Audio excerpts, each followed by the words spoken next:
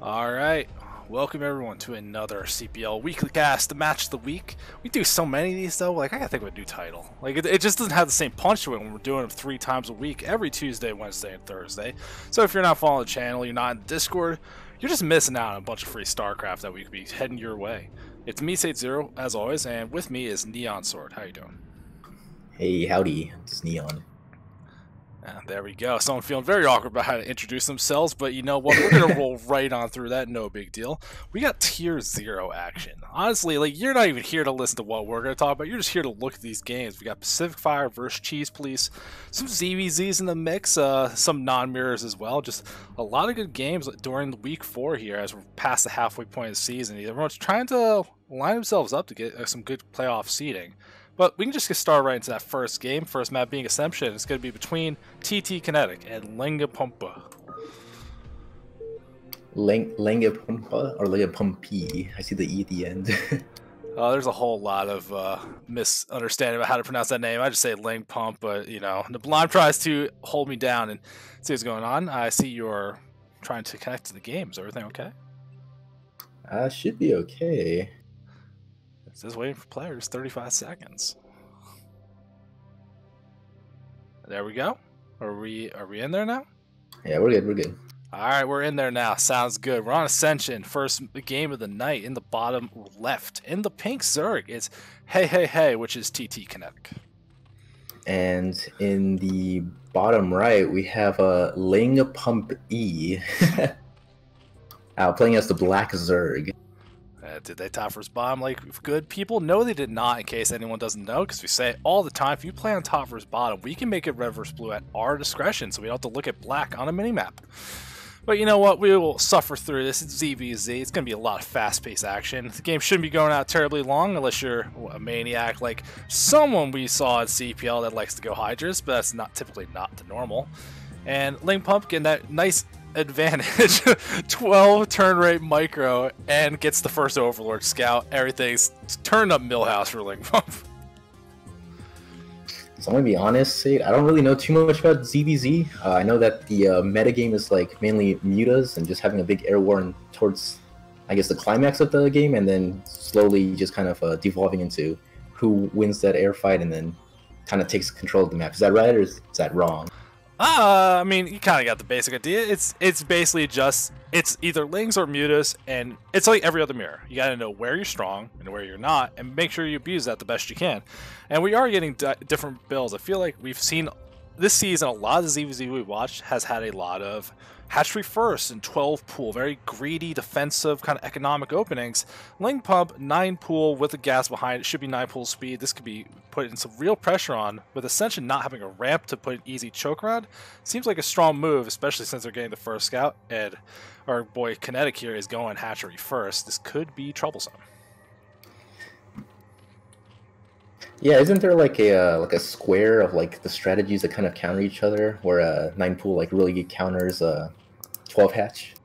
Yeah, pretty much. Like that's a square is a great way to describe it. That it's basically if you have a slightly faster pool, you're probably in bad shape unless they get a hatchery first. So like 9 pool is a little worse than over pool, is a little worse than 12 pool, and then 12 hatch like is a little better than that. And the 9 pool that we see from Ling Pump kind of resets the entire thing. So we already see the first 6 Lings on the way. They know exactly where their opponent is, and they see that hatchery. With being able to see how much health that is, you should know it's a hatchery first, and you can see that spoil pool's not done. Not by a long shot. Lings are already going to roll up here. I have no idea how Kinetic's going to survive this without taking massive damage. Well, I mean, I guess we just gotta hope that he has the really Gosu drone micro to just kind of drill through those Lings and just defend his hatch as well as possible. I mean, you play yourself some StarCraft. Lings versus drones, you know that doesn't sound like it works, but he's going straight for the hatchery here. Big advantage you managed to kill. You see, already down to 800. The pool's done. Drones being pulled, but no Lings in production just yet. Kinect's about to pop off some Lings, though. Already down to 300 for the hatchery. If you commit to it, I think Ling Pump should be able to kill it, but are they going to take big counterattack damage? They kill this. Everything tries to surround. Can Ling Pump survive and escape this without taking a big fight? Lose a couple Lings, but what a good move. So how far does losing that first hatch actually put you? I mean, I see that he's down 1 worker. and I guess behind on Spire Tech. But is there like any other disadvantage that losing that first hatch puts you in? Well, you gambled everything for the extra larva, so the only advantage you have, you lost. And it's not that Kinetic here doesn't have Spire Tech; they don't have a lair started. So it's gonna be up to these Lings from Kinetic. They can't end this game with that Spire about halfway done now. When Mutas pop, that's all you're gonna need. And you see Ling Pump already pulled way back. His work has a sunken already completed here. And they're trying to save up larva because they only have the one hatcheries, but so there might be a chance for Kinetic to get something done, but I don't know, making more lanes behind this is gonna be hard to fight in the middle line to go for this, but we'll see how the fight ends up going out as this goes in. Link starting on the sunken from the side, not a lot of surface area, but Link Pump didn't have a lot of lanes behind it. All of them go down pretty quickly here. That sunken is falling really quickly, and the second one is not going to be done. Oddly enough, this counterattack from Kinetic, I'm surprised Link Pump didn't respect it as much as they should have. Well, he actually did like a really good timing with the Zergling speed. Like as soon as it finished, he just hit the gas and just went in. Yeah, but you can see Link Pump being very careful with the drone placement. Still has 13 drones, gets a couple more Lings out here. A sunken is completed, and now Mutas are on the way. So it's going to be up to Kinetic, get some more Lings, try to go for one last attack, because once the Mutas are in the air, like, there's nothing these Lings can do about it, and there's no anti-air back at home for Kinetic, unfortunately. Oh, you're right. There's not even an evolution chamber, so he's really all in on this Ling attack. Oh, I see a Scourge being made. A very unfortunate misclick right now. Two Mutas are here. Can you do enough damage? But I think that Sunk is going to be enough to help defend this. I don't think Kinetic's going to be able to get the damage they need done. Now that Mutas are out, yeah, there's nothing left to do but tap GG and leave game one.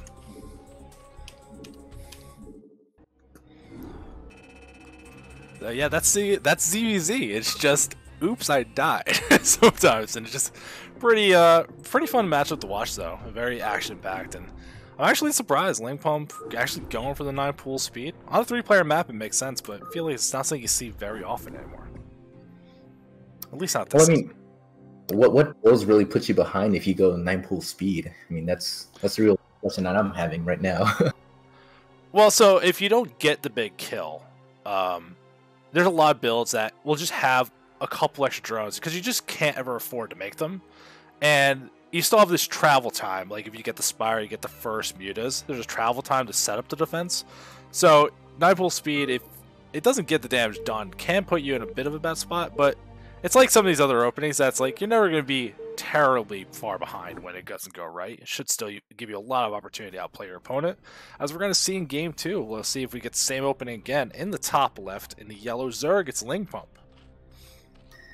And in the bottom right, we have Hey Hey Hey. He's rocking the nice, what is that, like blue, like light blue? So he's really blending in with the tile set on this map. Yeah, just putting my caster chops at full use to make sure I'm not missing anything on the minimap, but definitely could be hard. Yeah, Y2Kid in the chat saying it pretty easily. That's the faster you get that pool and you put it on the aggression, you just don't have drones, and every drone matters. Especially like it's hard to get enough drones to mine all your mineral patches. And again, TR12, Ling Pump being making sure that the casters know what they're dealing with here. Which, I mean, that does make the 9 pool make a little bit more sense. That if you think the Muta versus Muta fight's gonna be hard to control, try not to really worry about it. Go for some early damage. Oh, I remember that that strategy that somebody came up with where you you double proxy gate and you turn it on turn rate 8 high latency, so you can't micro against the Zealots. Man, that's some degenerate kind of strategy. What honorable Pro Odds player would stoop to such a tactic? I'm sure they exist, but ooh, Ling Pump, look at this here though. Getting an extractor before pool. This is very interesting. I feel like I don't see this very often. Overlord does go through, so it's not for an extractor trick. This is just a very interesting opening. It's going to give them a lot of gas early, maybe to rush up the tech and make sure they have plenty of ammunition. As far as Russian gas goes, to make a bunch of Mutas, I don't know. I don't feel like I see much of this. And hey, Kinetic, not deterred from the first game, still going hatchery first. Wow, what a brave player that is. So my question is, whenever they do this extractor first, I guess, build, does that sync up better with like the spawning pool timing so you can get the layer at like 100 gas? I mean, I guess it lets you do things a little bit faster, but I feel like that's so greedy to not get the faster pool. But Polaris Rhapsody, our second map, two-player map with a, it's a diagonal, it's a long rush distance between the two, so maybe not worried about it, wants to really accelerate, get that faster layer, but gas first before pool is very uncommon in this matchup, at least from what I've seen in CPL level. Maybe that's like some maniac larva stuff, I don't know. But we'll see how it does play out. He's going to have look how much gas he already has banked up as pool's finishing. You should be able to actually start the layer and your ling speed and get some lings on the way. So I guess everything kind of lines up here. Just very different kind of flavor to it. So, I mean, with this extra gas, I mean, he's just going to bank it up for his mutas in the future, I assume, since he's not taking the natural. So is there like a true advantage to it? Like, can you really outproduce mutas faster than you can mine gas? I mean, that's the question that I'm having right now. Yeah, like, you want to get that hatchery, like where we see Kinetic got their hatchery first at the low ground. Even if they're not going to make a lot of use of the extra mineral patches, not for a while anyway, having the second Vespian gas geyser is super crucial in these muta fights, because that lets you get an air upgrade if you want. It lets you spend some money on Scourge when you have the extra larva to go with. When you're in Ling Pump position where you just have the one hatchery, I mean, with a second one behind it is kind of go out the window, where the bag's going to be a lot more effective. If you're on one hatchery production, you're not really stressing too much, but getting to use a second hatchery fully, one gas just isn't going to be quite enough. You'll burn through it pretty quick. And we got a little raid from Eskia. Thank you very much, brother.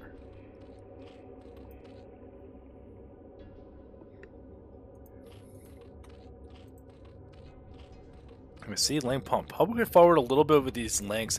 It doesn't even go across the bridge. Like, the moment he sees, I think he's just looking to see if Kinetic has something on the map. Doesn't see anything, just immediately turns back home, knowing they want to be defensive here, because you want to make sure you're not spending any of your money or anything, because when his hatchery finishes and Spire's going to finish with it, he's going to have a lot of money and gas built up. It's going to be a lot of mutas out of nowhere.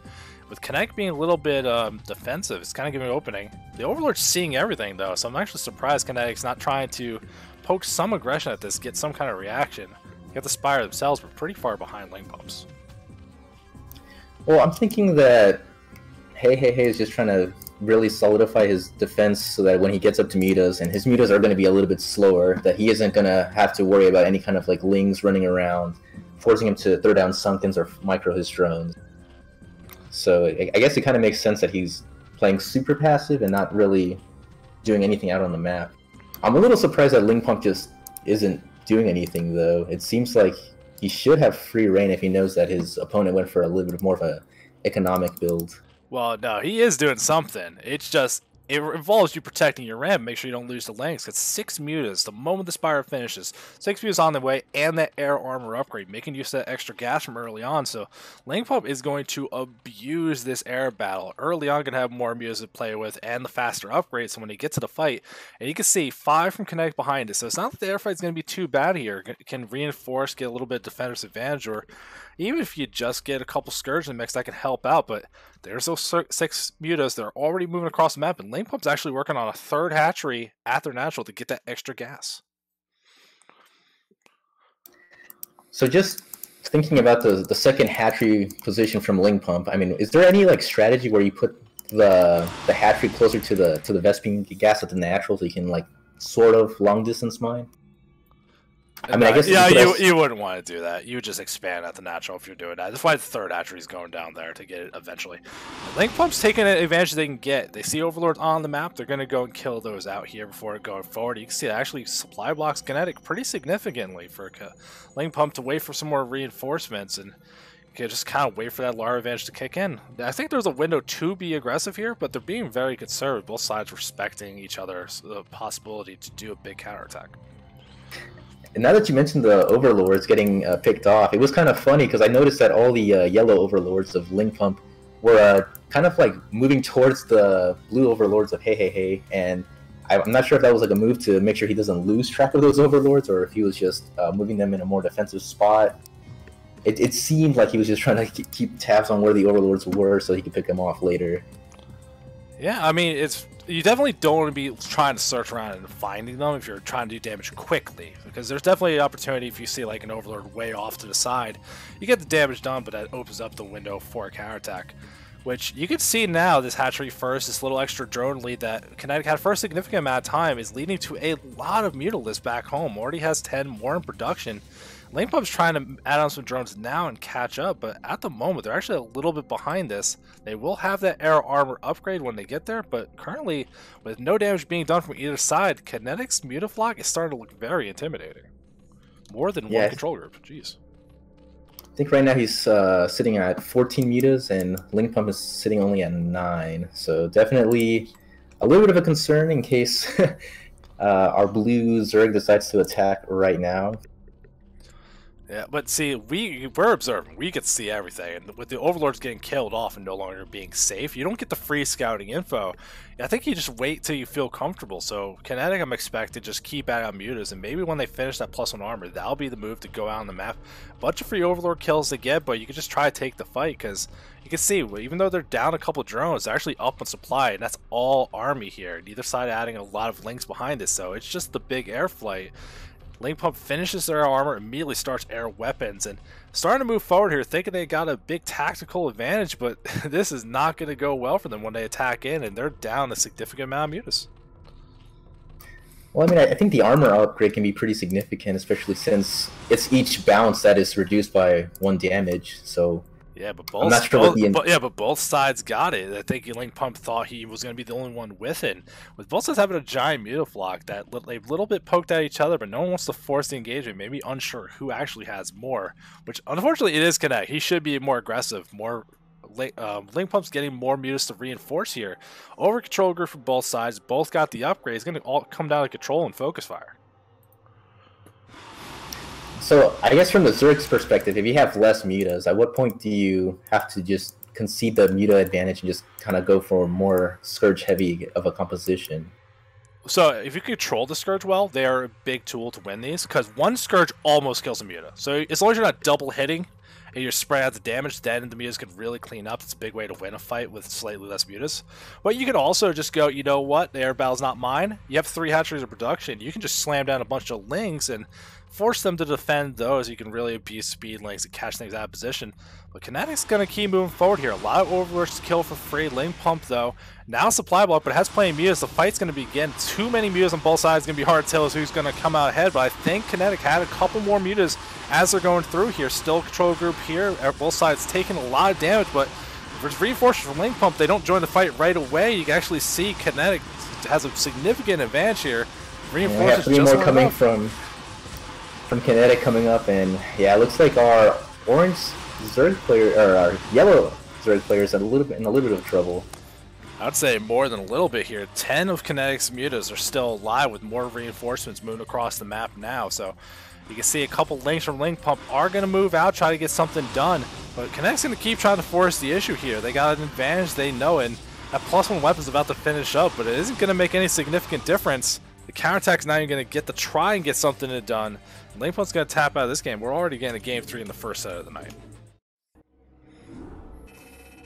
And that's interesting because with that extra gas that he mined at the beginning of the game, he never actually ended up getting Ling speed. It was just slow Lings walking across the map. I don't think he wanted to go. Like, he was very committed to making as many mutas as possible with the big advantage of, like, oh, I'm going to get the upgrades and everything. And again, another hatchery first. Just ended up not getting the job done. Just too much money, too many mutas to deal with. But we're getting to that third game, Fighting Spirit, the classic map. See if either player stick to their guns. Are we getting another hatchery first from Kinetic, or are we going to get something else instead? All right. And oh, okay. We're there. We're there. We're just trying to psych me out just a little bit. In the top left, in the magenta Zerg, it's Kinetic. And in the bottom left, we have a yellow Zerg, Link-Pump. Nice. I like that. I was like, I know my pronunciation's wrong, but I'm just spreading it. It's like, I know that, like, I've been corrected on it, but I'm American. It's my excuse. I'm just gonna say what I want to say, and I'm the caster here. Like, you can't stop me. I'm gonna do what I want to do. Now, I am very intrigued to see what players are gonna do. We already seen Kinetic open hatchery first, and now that you're on the 4-player map, much smaller chance of getting that early scout to punish a hatchery first. I don't see why he wouldn't do it again, so I'm hoping that Link Pump actually opens a little bit differently here, and that way we can get a nice game between these two, as the 4-player map could pan out to something a little bit longer than what we've seen so far. So in these positions, I think Link Pump has a bit of an advantage, right? Because his mutas don't have to fly as far to hit his natural of Kinetic, because his natural is facing towards Link Pump. I would say that that's definitely something you could consider. Link Pump's going back to the game 1 strategy, another 9-pool opening. We'll see if it's going to be gas behind it, but wants to put on the aggression, and unfortunately that Overlord going to the right is not going to scout what they're going for, and we don't see Kinetic scouting downward either. So both sides going with the horizontal scout. Typically, you scout towards the expansion, so Link Pump should have Overlord scouted north, which would have been right, but hindsight's 2020, we see everything, so no big deal. And look at this, another hatchery first from Kinetic. Well, I guess Kinetic has a pretty good chance of surviving, given that Link Pump didn't scout in the correct direction. So I guess Link Pump's gonna have to play the 50-50 and guess which expansion he's at. Yeah, I mean, we'll see what it ends up being. You figure if you're sending out Links blind, you're going to go to the closer location to get the better chance to get some damage done. And we are seeing the pool behind it. And during all this nice early setup that we don't want to miss any of the details on, we got Jakester doing a nice little subscription. Thank you for supporting the channel. As always, if you like what we do, you can just spread the word about the channel, throw it on social media a little bit, try to get more viewers, more eyes in here, so we always appreciate. But there is a Ko-fi link and a subscribe, so we have to pay people to do some things. Not the casters, we're volunteers, we're sweethearts, but like these awesome graphics we got every season, we throw money to Super Saiyan to help us out with that. And Link Pump, unfortunately, they didn't get the right Overlord scout because they scouted the wrong direction, and they're going straight for the cross spawn instead. So both times you went with the logical choice, you'd be right, but he's kind of guessing against the wind and getting punished for it this game.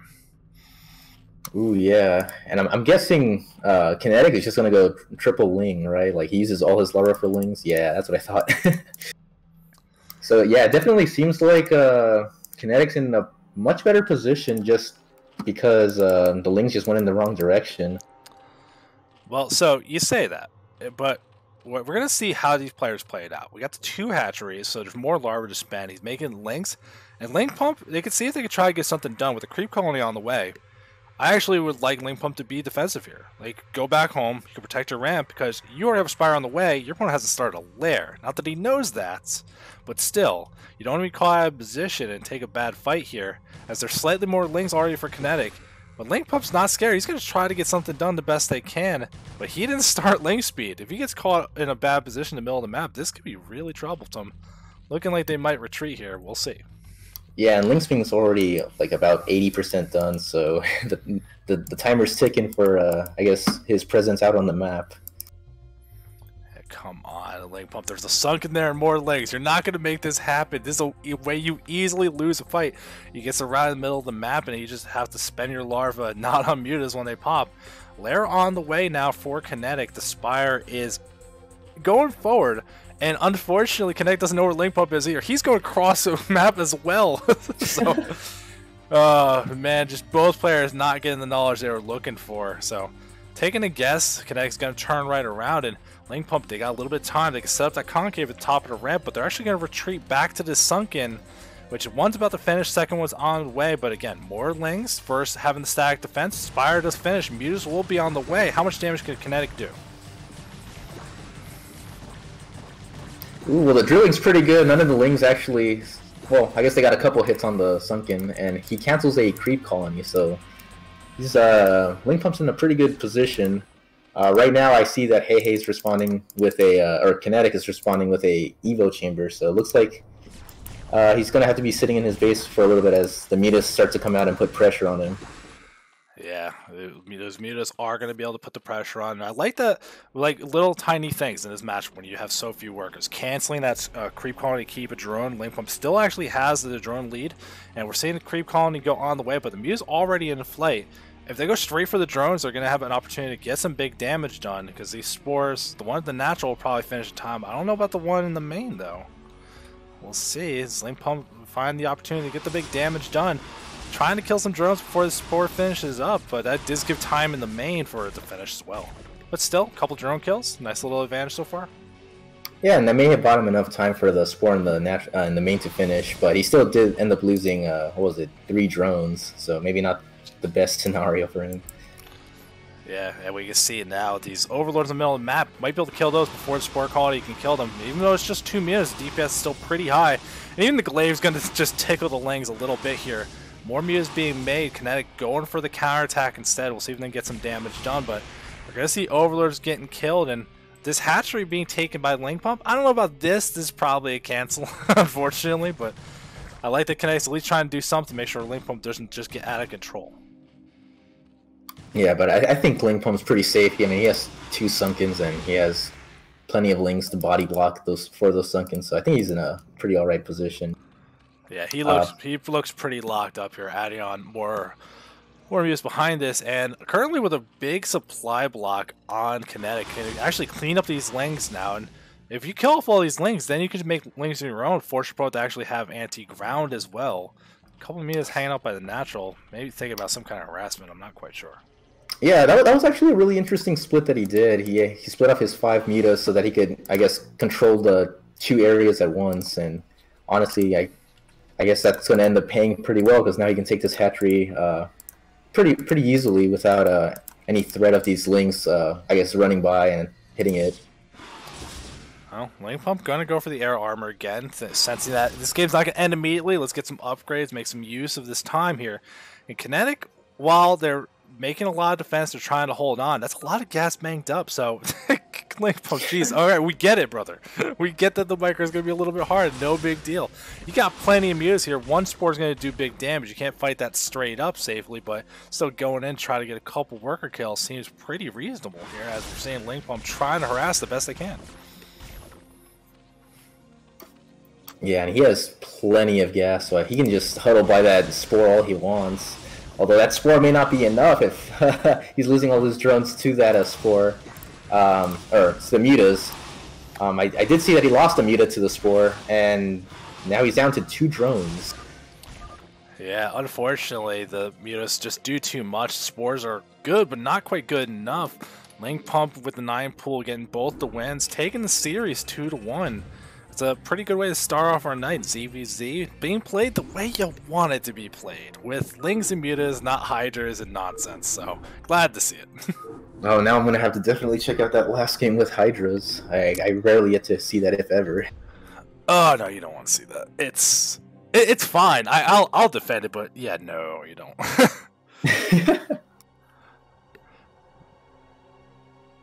No, Bug. You're saying 9 pool speed has no counters. What about over pool speed? Over pool speed, slightly slower, defender advantage.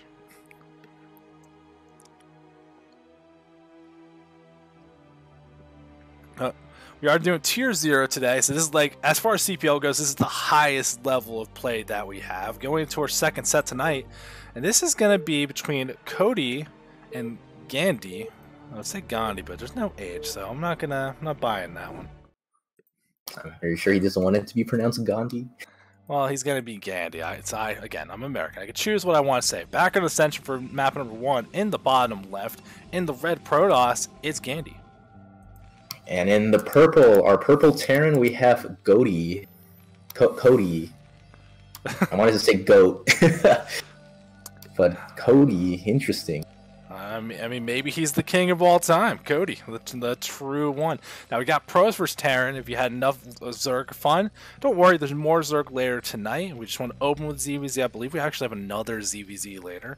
And I don't remember what the 4th match is. We don't know. We'll see as we go. But PvT, you're a Terran player. You got a little more insight this time. How do you like Ascension for this matchup? I like 3-player maps quite a bit. Ascension's pretty much like Blue Storm, if I have that correct, where you have those small little chokes where you can fit like small units through, and then you have the big wide open area where there's a couple ramps. I would say it's not quite the same. Like the Blue Storm choke is like you could fit like Lynx or a Zell. This is it's easy enough to block, but it's like the size of a ramp for a normal base. Like it's got a little bit of room to it, but it's still pretty narrow. Yeah, I think most of my my memories on this map in particular is just getting Zealot pressured in the early game and then just having to fight with it. And honestly, like if you've seen any of the games I've played, and I'm sure you've casted a couple of my games where I just wall every game. I mean, I definitely do not like Zealot pressure having to micro in the early game. What, you don't like when there's a 3-player map with no ramp that Zealots could walk on in? Like, you don't like that? Now, I know if Nablime was here, which, I mean, he's just not here tonight, so we could just pretend he's died and gone off to heaven. God rest his soul. But he would be going off right now. That if you're worried about early Zealot pressure, this barracks and depot, you could set them up for some nice rhymes that help you micro against these early game Zealots. But Cody not interested in doing that, which for this level of play, I gotta say I'm a little bit surprised to not see the SimCity set up, but maybe just thinking their opponent's not going to go for it. He's just not scared. He's playing with no fear right now. Which, I mean, is good because I don't see a Zealot on the way, so more power to him. He doesn't have to make as many Marines in the early game. Yeah, but I mean, sometimes you do want to make the Marines, especially if you're planning to do some kind of FD style push. Like having those Marines anyway, like you can make it very useful here. But kind of seeing what he needs to see. He sees the factory being started, and guys got pulled off the gas. At this level, you can. That's a pretty reliable way of telling that your opponent is probably planning to expand, and the probe wants to make sure that it doesn't die to Marine, stay alive to scout another day. Yeah, and interesting that he puts the supply depot right by the refinery to make that little, I guess, defense structure for his Marines. I guess it's not going to matter too much now that he has his factory almost finished, but just like an interesting thing to notice. I wonder if the supply depot is actually going to interfere with his mining when he has 3 SCVs back on. I don't think it would, but I mean, we'll end up seeing here. We're seeing Vulture being made, first Dragoons on the map, but the SCV still gets in anyway, going to get all the scouting they're looking for, which you're seeing one gateway in the core. That's kind of what you want to see right now. No early shenanigans, no early aggression you need to worry about. You gotta, as Terran, can do whatever you want, and especially since you're investing in the bunker, start the CC now, easy expand, easy hold. And I like his choice to go with the Vulture. I myself am like learning about the power of the early Vulture, how it kind of keeps the Protoss contained to their base, at least with the first couple of Dragoons, so you don't have any run-bys. I'm always one to just start off the tank first and just not have to worry about the early goon pressure, but... Well, I like the Vulture, especially on this map. There's so many paths to maneuver around. Like we talked about the little thin areas you can abuse, but look, he went around the army. This Vulture's not even going to get seen until it shows up, and there's nothing blocking here. It's going to be able to get some free harassment done as it starts shooting down. Going to kill off one probe, and one goon without range can't even harass this bunker. Yeah, and the next Dragoon is actually a ways out, so it seems like this Vulture is going to do pretty well if it doesn't get caught by the probes. Yeah, micro seems good enough here. No shout-outs about turn rate 12 in this one. So, it seems like things are a little bit better, but look, this Vulture already up to 4 kills, trying to get a 5th, but the Goon's going to shut that down. So, still, for the cost of 1 Vulture, that is quite the lean you're going for. Range does finish for the Goons, and not targeting the bunker, actually targeting the barracks, which, I mean, damage is damage, I guess, but you can kind of even ignore that. Who cares? I mean, he's scared of seeing more Marines. He wants to make sure it's not a Marine push. Ooh, look at this. Citadel of Dune on the way. What are you doing, Gandhi? You having a good time? Nexus is about to finish up now, so should be able to start kicking back onto that pro production, but not that fast robo to get the observer, see what's going on. We'll see if this is for legs to do some really aggressive stuff, or is it a sneaky DT kind of play?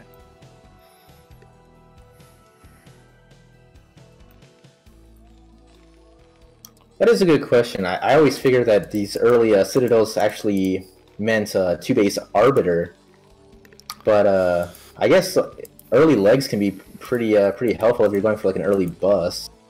Well, so there was a little thing that was, it had a little meta popularity in CPL like a season or two ago, where like I think Tim made this like lots of zealots, early leg speed, bust through your opponent's defense because you just have too many zealots. It's too hard to hold it off with just like mines and a couple vultures, where I think going a lot more tanks was meta. So it might be something like that, but with Templar Archives on the way, but we don't see a Stargate started, more gateways being added on. It's looking more and more like some DT shenanigans from Gandhi.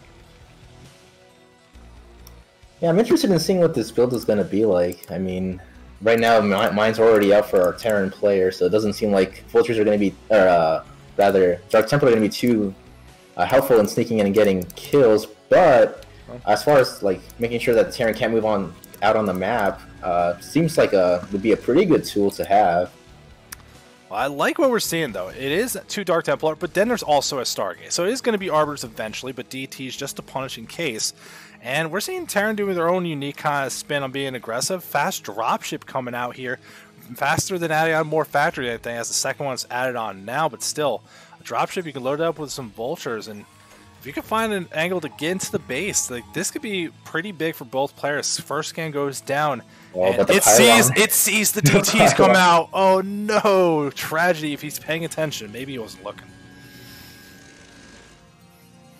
I'm wondering if Gandhi got to see the dropship, because the dropship actually flew over that north pylon, and so while he was busy getting scouted with his with that scan, I wonder if he took the time to just look, he retreated all of his goons and he's moving forward just. Oh yeah, he knows. He saw it. So that little pylon he threw out earlier to block the third expansion is actually spotting something very important here, which I don't know if maybe Cody just kind of did the rally and wasn't paying attention to themselves, but here come those first 2 DTs. A mine takes them out.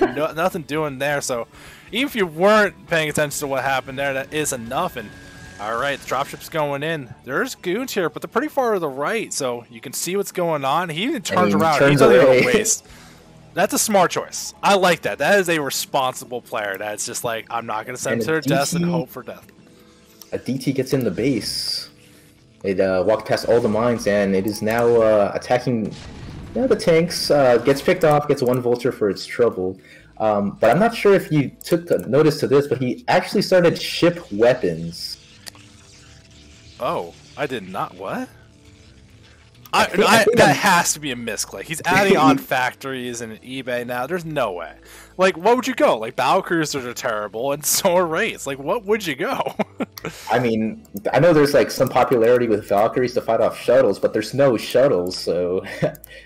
You send me one video of that happening. Don't say some popularity. I call it your bluff. I don't think that's a thing. I think I saw Artosis go Valkyries to fight off some shuttles, like mass shuttle play. Artosis doesn't count. He's I think like some of his videos, it's a lot of clickbaity titles. I think he's realizing the power of YouTube revenue, but Cody's realizing the power of these tanks. Gonna move out here, finally kill off that pylon. Looking like they're gonna set up for that third base as the second arbiter or second armory is on the way. Science facility is about to finish up. This is looking more and more likely that was a misclick for the ship weapons. And when you're like prepped up for like, oh, I can do my 2-1 upgrades, and you're gonna be like, it's 1-1. Oh shit. Well, on the bright side, it'll probably feel a lot cheaper for him. Like, hey, two attack is only costing 100. Yeah, you is that the discount you're looking for if you're playing Terran? So you have this critical 2-1 time and you're trying to hit, and you just totally whiff. So I see one observer, a second observer coming out. So I guess Protoss doesn't really know what's going on the Terran side of things. He probably is assuming there's going to be a third going down because the pylon did die, but as of right now, he doesn't know what the factory count is at all. No, he's playing very in the dark, and look at this. Well, as the probes arrive at the third base, the Vulture raiding party arrives at the perfect time here, getting so much damage done, and you can see an observer's trying to look around, but these Vultures doing in what they can, and they got that little escape route by the natural to go out and find the fourth nexus that gets started. What beautiful information from this Terran player. Without the observers, they're still finding out what's going on, and man, this just feels bad. The observer sees the count of factories. It will move down. It'll see the science facility and everything, but it doesn't know the mishap of the upgrade. So, well, I mean, how would he know? Like, he would have to like click on a wraith or something to see the +1 attack. Well, I think you would click on the main army and be like, "Why is it 0-0? You have double armories." like who does this? So I don't know. Like, still, I think it's kind of, you take a fight and then it's just gonna be like, "Oh, it's weaker than I thought." I'm not sure why. But still, Gandhi is going to be able to get that fourth base up. They got plenty of gateways, but probably could serve to add on some more here. Working on the Arbiter production, Stasis being researched as well, and everything looking pretty reasonable here, but I would say Cody has much superior map control, good vision with the mines, and it's going to be hard to get in a good position to do anything, as turrets are starting to get added in the main and some mines as well. And that dropship just moved a little bit, so it looks like Cody may be getting a little interested in using that to harass. The Dragoons are starting to move away, so the opportunity is there if he decides to go ahead and drop those 3 vultures with the dropship. Yeah, that could be real big here, especially like behind. There's like just the pylons like blocking things off. I think you can get a lot of damage done. We'll keep an eye on that, see if it happens or not. I'm really curious though, like what the Terran's going to do from here. They're set up pretty good, but they're not like making a rush to take that 4th base either in the top right or this low corner close to the main. Trying to set up more. Look like it's scanning around, trying to build up for a big push. Wonder if they noticed the upgrade mishap. They're just kind of prepared for this 2-1 push, and they won't have 2-1 for it. I think he must know. I mean, he's still on 6 factories, going up to a 7th. And I would think by this time he'd go up to 9. The Protoss is making a little bit of an interesting move of expanding towards the Terran. I'm not sure what the rationale for that was. I thought Protoss usually expands away from Terran. I would say usually, but by ground, this isn't near the Terran. Because remember, from the Terran main, you're going up and to the left through the middle of the map. If you have all your bases down here, you can at least control that high ground pod and kind of be in position to defend a lot of things reasonably quick.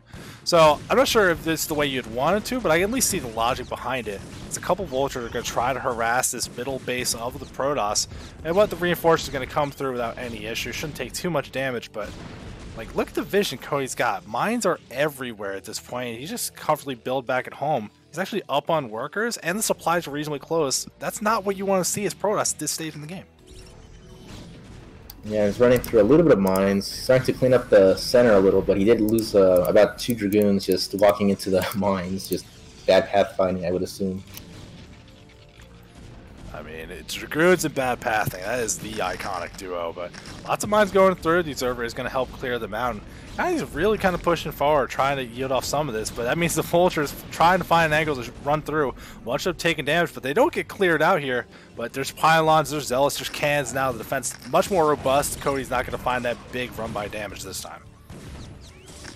Yeah, and he did see that pylon over there. I'm not sure if Cody's gonna start assuming that there's gonna be a 5th base going down over here. But I guess that definitely would be a spot to scan for later in the game. Looks like the probe is gonna go ahead and expand to the left of the map, right where the dropship is. I hope they never go for a recall on the main. Look at this defense. So many mines, so many turrets. Like you're mentioning Artosis. This feels like an Artosis way to like get your base set up for action as a Terran player. That you just hate recalls, you hate dealing with the stuff and over defending. But if it stops the important recall, it does its job. Ghani's army's in the middle of the map, still looking pretty strong in a good position here, and that opens up an opportunity. Take a base at 9 o'clock. That dropship's right there, man. He doesn't see it. Oh no. Just needs to walk a little bit.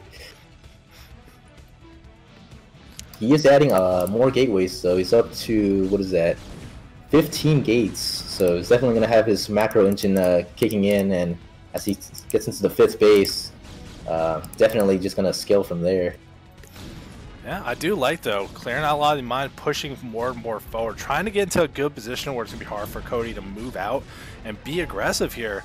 But that does mean everything's a little less central, so and we've seen so many of these Vulture run-bys. There goes that dropship going to pop down here. They're not going to kill that Nexus, so I actually don't know if I like the decision to do it now instead of going into the main, but it does get Gotti to retreat everything to come deal with it. Just significant overkill, but you know what? Oh yeah, man, I just see this trail of red just coming to fight 3 Vultures.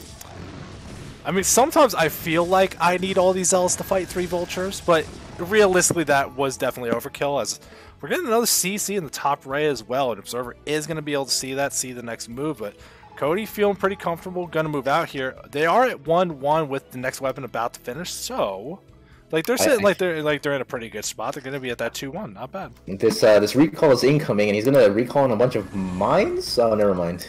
He just dies. Oh, this other arbiter is getting picked off by turrets, and it falls as well. So you just lost 2 arbiters, which means you just lost a whole bunch of stasis, and Cody's moving across the map. Look at the middle of this one base. It's a couple cannons, but nothing's in position to kind of deal with this. They're going to get funneled through. Cody not sieging everything. The Vulture's a little out of position, but still no stasis to help out. These vessels are here. Gonna D-Matrix and do the best they can. Cody's army looking very superior right now, and just can't get on tanks until these reinforcements from the side roll through, and that might have been the move to defend this base and keep everything alive. Both sides are going to trade a lot of units back and forth here to fight in the middle and really get nothing done. I really thought that Cody had it, because that funnel was just like really messing up Gandhi's like Dragoons, but yeah, those zealots just coming from the side just completely wipes that army. Yeah, like at the end of the day, it's both sides lose a bunch of army, but Gandhi's got all those gateways. They got a decent amount of bases online, so they can try to macro up and produce. But Cody's got the money banked up. We're seeing Gandhi going to be trying to move forward aggressively again. Lots of energy here. Good stasis could happen, but an EMP goes down first, wipes out everything from the mind drag. Oh, never mind. Yeah, not quite enough. And there goes the second Arbiter going for stasis, but the army is already dead, so unfortunately that's not going to be enough here. Unfortunately, Gandhi's losing an Arbiter here as well. The Arbiter control not been the strongest suit of the Protoss play so far this game. A little unfortunate to see. Yeah, it looks like that Arbiter attacking these Vultures all the way into the north got EMP'd, so definitely a setback in his, I guess, spell usage. He's not going to be able to put on pressure with Recall, and I guess Stasis might be available for the next fight, but for the time being, this Arbiter's just doing what it can, just shooting Vultures. Well, you're saying recall. Where are you going to recall? Like, that main would be the juicy target you'd go for to hit the production, kind of slow things down, but you're never getting in that. There's too many turrets, and Ari's out of position. This little Vulture hit squad down at the bottom. If it can move, maneuver, and find its way through, might be able to get some big damage, but there's still a good amount of army back at home and decent cannon positioning to make sure nothing too big can happen from behind. Yeah, and he has 2 Dragoons down there on that south pass, so I'm pretty sure he's not worried about any kind of Vulture run by in that area. I mean, he has cannons also at that base, so definitely a solid defense from Gandhi. So this is interesting. It's air armor, first upgrade for the air units for Protoss. I feel like you never really see that. Like, you get so much value out of the ground weapons on the Goliaths that if you're really worried about the anti-air like that, it feels like it just doesn't do enough compared to getting a little more damage on the interceptors, which, I mean, if it is going to be the choice to go carriers later, that'd be cool. If it's just for the Arbiters, I don't know if it's really worth the investment, but we'll see what it is, as Gandhi still just maxed out a whole bunch out of these gateways. A lot of Dragoons and Arbiters in production still playing this style, but can't break through to really get an opportunity to get anything done and not trying to take their next base. I mean, there might be a break point with the air armor for the Arbiters as it tries to fly over turrets. I mean, maybe any advantage you can get. And honestly, that main base is looking like a sweet target. I mean, despite how defended it is, if he can get a recall, that's going to be really, really difficult for the Terran to come defend because of that small entrance from the natural. Yeah, I'm getting more and more layer. We're now at max. Both players are maxed out and about the same bank too, so we're seeing a big attack from Gandhi. But it's the Goons forward, no Zealots behind this. The Arbiter's pretty far back, making sure they don't get EMP'd for no reason, but look at this high ground position. You can just siege tanks that you're never going to break through that area. Through a couple depots, you got clear mines and stuff. That's not the path you really want to be attacking on here. A couple goons with the bad pathing walk into the ball of death from the Terran as it moves a little bit more far forward into the middle of the map. But here's that Arbiter going up to the top right, but look how many turrets are already there. Well, I think he's going to swing around from the east. But I think the Vessel. This is gross. Gross. Come on, man. EMP is broken. That's not right. But I can just hide off here, I guess.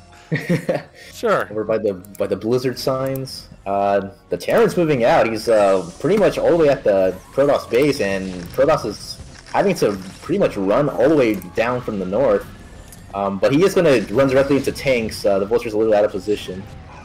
Yeah, there's another Arbiter EMP. No big stasis going off, but here comes the fight. Gandhi going to try to engage. High ground advantage. Not going to be enough.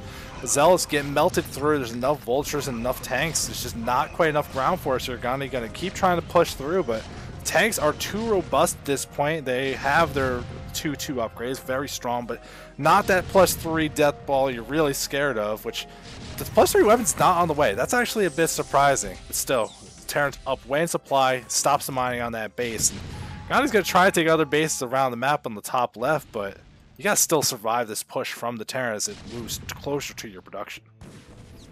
And I like the moves from the Terran to go ahead and mine up that little choke. You can see Zealot's already trying to run through that area and taking quite a bit of damage from those mines, although not dying. Well, we're going to see it's a lot of tanks in the high ground. There's not a lot of Goliaths, not a lot of Vultures behind this. And you can see the Protoss army is trying to engage from every side, but there's just not enough of it. Unfortunately, one side gets wiped out down to the south. All the Dragoons explode into blue goo from the top side. And this Cody army is now up a solid 40 supply. And it's just all tanks. It's so robust at this point. It's streaming in Zealots. This is not going to be enough here. Observers are here to watch the mayhem happen, but like, how do you actually stop this army? Stasis is not going to do it. Arbiters eventually, I guess, but still, this is just not the way you want this game to pan out as Protoss. At this point, I think the Terran needs to start splitting off his army to attack the other bases. I mean, he knows that Protoss is more than likely going to be running their probes around, but I guess the Terran just really focus on making sure he doesn't lose his position. I mean, this is the only area where the gateways are built, so he can hold this choke, then he pretty much has the entire map to run around in. Yeah, I think Gandhi, if you try to put more pressure to get the 12 o'clock, the main, get some extra like space to build more buildings, that could have been an option, but realistically, Cody got up to a critical mass of bases pretty quickly, and Gandhi couldn't get the recalls, kept getting Arbiters EMP'd. It didn't have enough extra bases. We're going to get the game as we're going to assume a GG, maybe it's top versus bottom, and it starts with the Allied chat, but Terran's going to take that first game in pretty convincing fashion. Yeah, even without the 3-3, it was just really like domination in the center of the map. I think the Protoss was just out of position for that one fight, and it really just cracked open the gates for the Terran to just attack into the rest of the bases. Yeah, definitely a rough one to play that out. But Ascension, you know, it's not a ladder map. You haven't played it a lot in the past. It's not like a all historical map like something like a Fighting Spirit. Maybe just not as comfortable with the game plan there. We saw the army movement trying to find out where to attack. Didn't work out quite so well. Polaris Rhapsody, a little more of an established choice. We'll see if we got something different here. In the top left, in that green Terran, it's Cody. In the bottom right, we have Gandhi. I'm trying to avoid calling it Gandhi, but it's just so ingrained in my mind to call him Gandhi. And this probe is leaving the base already. All right. Yeah, about that. So, Polaris Rhapsody, I saw this early in CPL, right? That it's a two-player map. It's not in the ladder pool anymore. Well, I don't know if it ever actually was. It might just been Overwatch. It's hard to tell. But it's a bit of a weird map. You got the double gases in the corners. You got these bridges that make it hard to maneuver around. This is like, to me, it felt like the first season with Eclipse, where I was expecting a lot of cheese and a lot of aggression because people just didn't want to learn the nuance of the map. So it might be because in the late game, Cody just looks so good. It might be because there's so much room in the main, but you don't even have to go anywhere weird. You just go down the bottom of the base, and you just put the gateways there. Feels good, man. You know, when this map was on the ladder, I really disliked it because every game was either cheese, like we're seeing now, or it would end up being a carrier game because of all the abusable bridges and cliffs and water, river things. Yeah, and so... The water river. No, I get what you mean. Definitely a lot of impassable terrain, making it weird. And unless the Terran's looking for it, you're not coming down here to scout. And you can see there's that first barracks outside the vision. Doesn't know what's going on here. We'll see how committed this is from Gandhi, but considering that's in the base, I'm expecting the 2 gateways. And if he doesn't scout soon, he might not know until Zealots just roll out of the darkness. That one gateway on the north is like on the edge of Cody's vision right now. Like if that SCV like lunges to the southwest, he's gonna definitely catch it. But unlucky, I guess, with the SCV build micro, whatever you would call it. Well, I don't think even that would have been enough to see it. Like, this is as close you're gonna get, and it still can't see it. So, unfortunately, Cody's, without actively going to look for it, not gonna be enough. So this is the Terran top tip for the game: is build that barracks like 2 hexes more down, and you'll see this area. Well, he also didn't make a little wall with the depot. I guess now he's doing it, but the first depot pretty far away from the barracks, and so it's pretty far away from the middle line. Who cares if you can micro through that? You're gonna ignore and go for SCV kills. And look, an eBay block. He is not thinking about this. All he doesn't go on the main. He doesn't see the lack of a pylon, and here comes the first zealot out of the darkness. And oh man, this could be real bad here. Trying to micro the best they can. This Marine maneuvering in whatever form it can. The probe trying to add on a little extra damage, but we can see these gateways are completed. Working on zealot production. He's trying to fight in the strongest spot for defense here. Go away from this building so that it kill some SCVs, man. Come on. I mean, what's interesting is that right side of that depot is actually walkable by Marines, but not Zealots. So he was using that to his advantage, although his micro did kind of slip there, and I think the Terran player's in trouble, and yeah, he taps out already. Yeah, that's pretty understandable. So after playing that long, dramatic game, number one, Protoss being as honorable as possible, just says, I'm going to deliver the Zealots to you. I want to make life easy for you. I just want them to be in your base as soon as possible. And takes a win in game 2. Right, that's honorable, right? That it's like, well, if I put the gateways in your base, you have to see them. Like, you're not trying to hide anything. Just leave everything out in the open, no questions asked. That's a rough way to lose a game, but you still won the first game. It was very, like the Terran, still won that first game in a very normal kind of game, lost to shenanigans. You're now on a 4-player map where that's going to be a little harder to do, and now you know maybe to look for the cheese a little bit. I expect this one to not end quite the same way, but we'll see. We're on game 3 on Fighting Spirit again. In the top left, in the pale yellow, it's Cody. And in the bottom right, in red, it's Gandhi. So Fighting Spirit has a buildable center, so I guess he could cheese again if he really wanted to. But I'm not too sure what other cheeses you can do on Fighting Spirit as Protoss. It's mainly proxy gates, unless you want to do like something real crazy, like you're doing like a proxy robo, or you can like hide extra gateways, so you could do like some kind of big aggression. But because it's so easy to defend the first expansion from Terran here, even if you don't, like, you can go siege expand, you could defend that all day, every day. But you can do like pretty much anything, and it's just the base layout's so simple for Terran to defend the first 2 and eventually get the 3rd without any issue. They're all gas bases. I would assume Gandhi is going to be playing more for a macro game, because doing any kind of big aggression, it's probably not going to win the game, and then you're in a bad spot. So I'm expecting to see something more like what we saw in game 1. Well, I'm hoping we get to see that Citadel build that we saw in game 1. I mean, those 2 Dark Templar, they did end up dying to mines, but if Cody deviates from that mine build that he started off with, I mean, we could see the Dark Templar become more effective. That'd be nice, but also, like, if you're playing on a map like this that is a lot more mathed out and like a lot more games, you have an idea like how fast things are going to move into particular spots. I think you could have an eBay and turrets up in time if you want to even just go that route instead, but mines are always an option here, and Gandhi's checking the middle for some kind of cheese of Cody, which that works a lot less well for Terran, but I still respect it's like, I know what I just did, so I'll keep you honest just in case. I think we're going to see a quote-unquote cheese from our Terran player. 2-fact aggression sounds like the bill, rather than some kind of real, like, BBS, bunker rush nonsense. Well, one of the builds that I like on this map in particular is going 5-factory or 4-factory and just trying to punish 3rd bases and just go for a timing in that way. Like no upgrade, just a fast early push.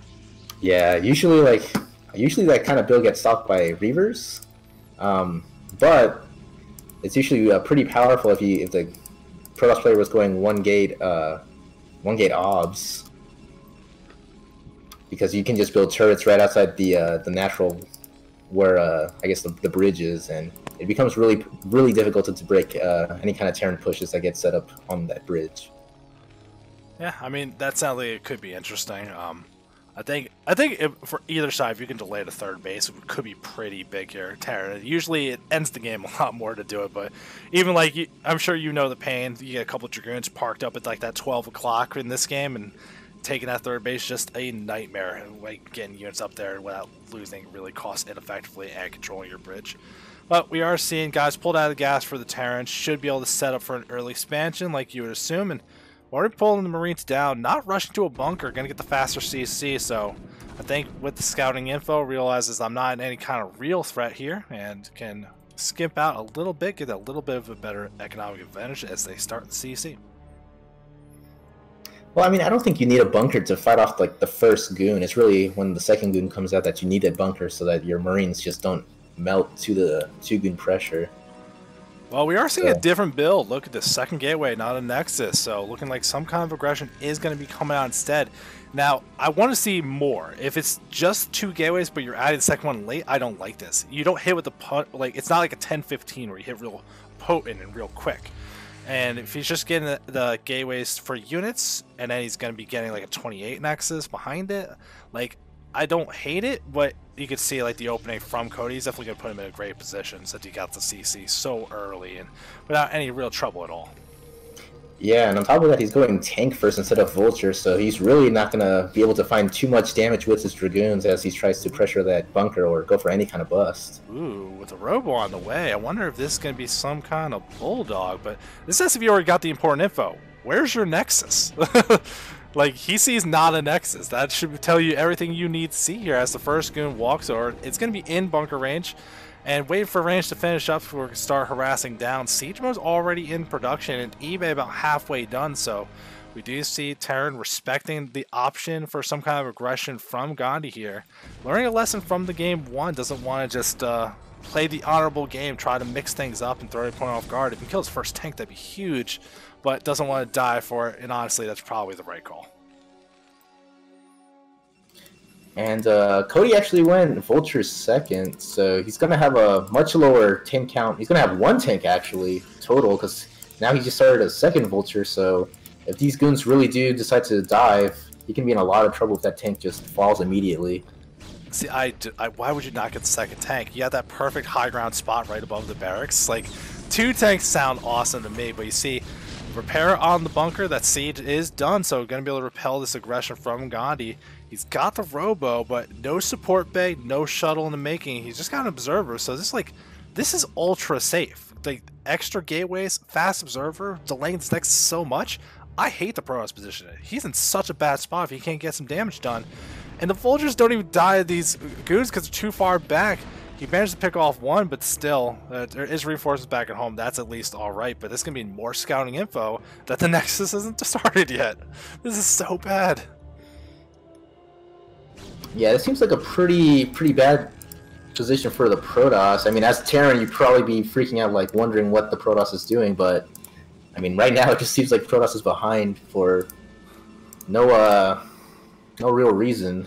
Well, we're seeing the move now. Shuttle is done, Zealot's on the way. I think there's going to be an attempt to Bulldog and break this before it gets out of control, but I don't like it, man. Well, I mean, there is only 1 tank. He did lose 2 Vultures, so for as far as unit count, he only has 2 tanks and 4 Marines that are stuck in that bunker. So he can work some magic, I think. I think he can do it.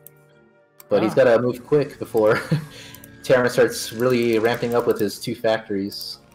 I mean, we'll see. Another eBay at the front just to make more wall, make things obnoxious to deal with. With only the 1 turret, I don't know if that's really going to be enough here. No mines. The extra tank at the top might be enough, and adding a turret to help defend that as well.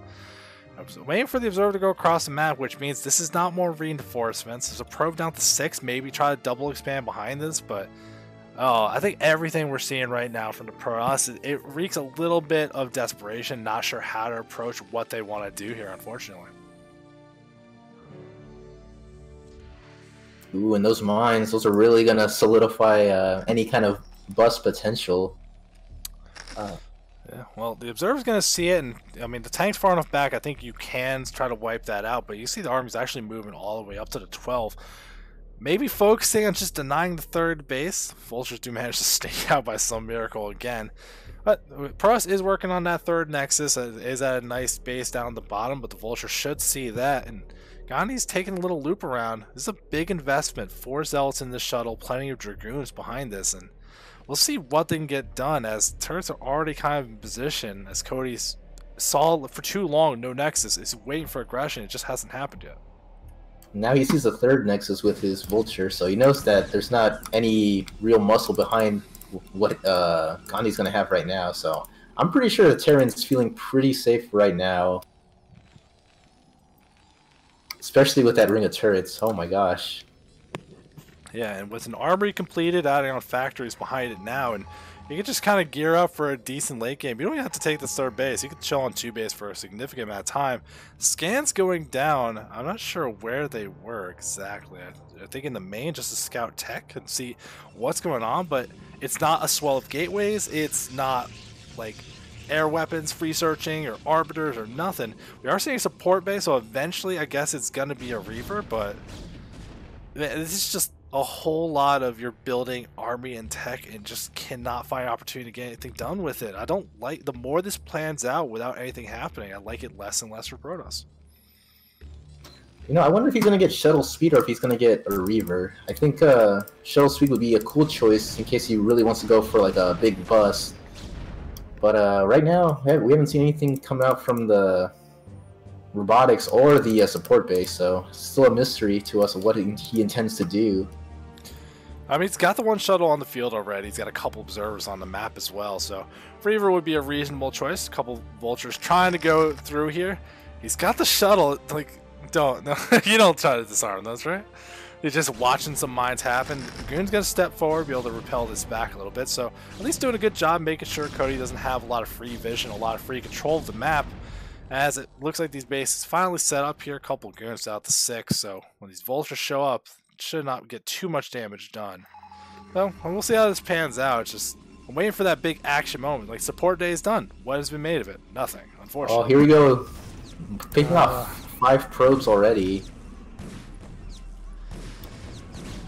Oh, and he's still transferring more probes. No. Oh, this is brutal. Like, my heart is sinking watching this right now. Like, I know this feeling. You never want this feeling, but every Protoss knows this feeling. He is going to kill these vultures for the sheer audacity of them doing that. But look now, Terran's up on workers again. There you can see, while he got these extra bases, like, Terran's been comfortably chilling. Their +1 weapons is nearing completion. They're swelling up with some factories. Should be able to hit the production reasonably soon. Even killing their own turret there. That's interesting. I'm not sure why. Yeah, and... Oh, to get a depot for a wall. Okay, that makes sense. And Gandhi kind of gave up a map position. I mean, he had a soft contain, and now he's just kind of letting Terran units flood the map without any real contest to them. So now he's really going to have to play peekaboo and try to figure out where these vultures are headed and what they're intending to do. Look at these pylon walls. Like, when you have so little map control, you feel like you get the pylon wall both sides of that 6 o'clock base, so you know you're not feeling like you're in a comfortable spot. We are seeing Double Forge go down, so trying to catch up on upgrades, and finally a Citadel, so the movement's going to go eventually. And Cody's making a Wraith. He thinks it's going to be Shuttle. He keeps seeing glimpses of it, so he's just going to make the Wraith. Just deal with it. It's no big deal. I kind of actually like the decision. You already got the starport anyway. You might as well. It's the fear tactics. Just the 1 shuttle, just scaring the Terran, and choosing to drop the Zealots there. Interesting choice. Shuttle's going to get picked off by that missile turret and the Wraith. Yeah, no kill for the Wraith. It was, we'll call it a waste. No, it definitely did the job, which it does repel everything that's up here, where there wasn't anything other than that shuttle, but free base for Cody. Going to take that 12 o'clock and be in a very comfortable position as he's got an even supply count with the Protoss at this point in the game. Tanks are in great positions right now. He's walled off. He has the ability to wall off that bridge outside his base, so it's going to be hard for Gandhi to find any kind of big opening to do damage, especially since they didn't go something big like carriers or reavers, even like speed shuttles for some massive kind of play. Like, he's doing this with a very standard kind of army, and I don't know, he's going to find an opening to get something done.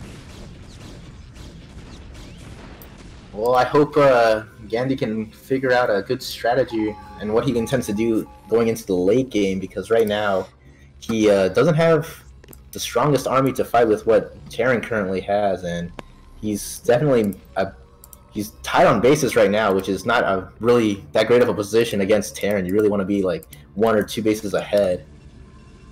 Yeah, at least a +1 is always what you want to be shooting for. But like, with Cody going for double armor, he's going to get those big upgrades. He's eventually have that 2-1 army.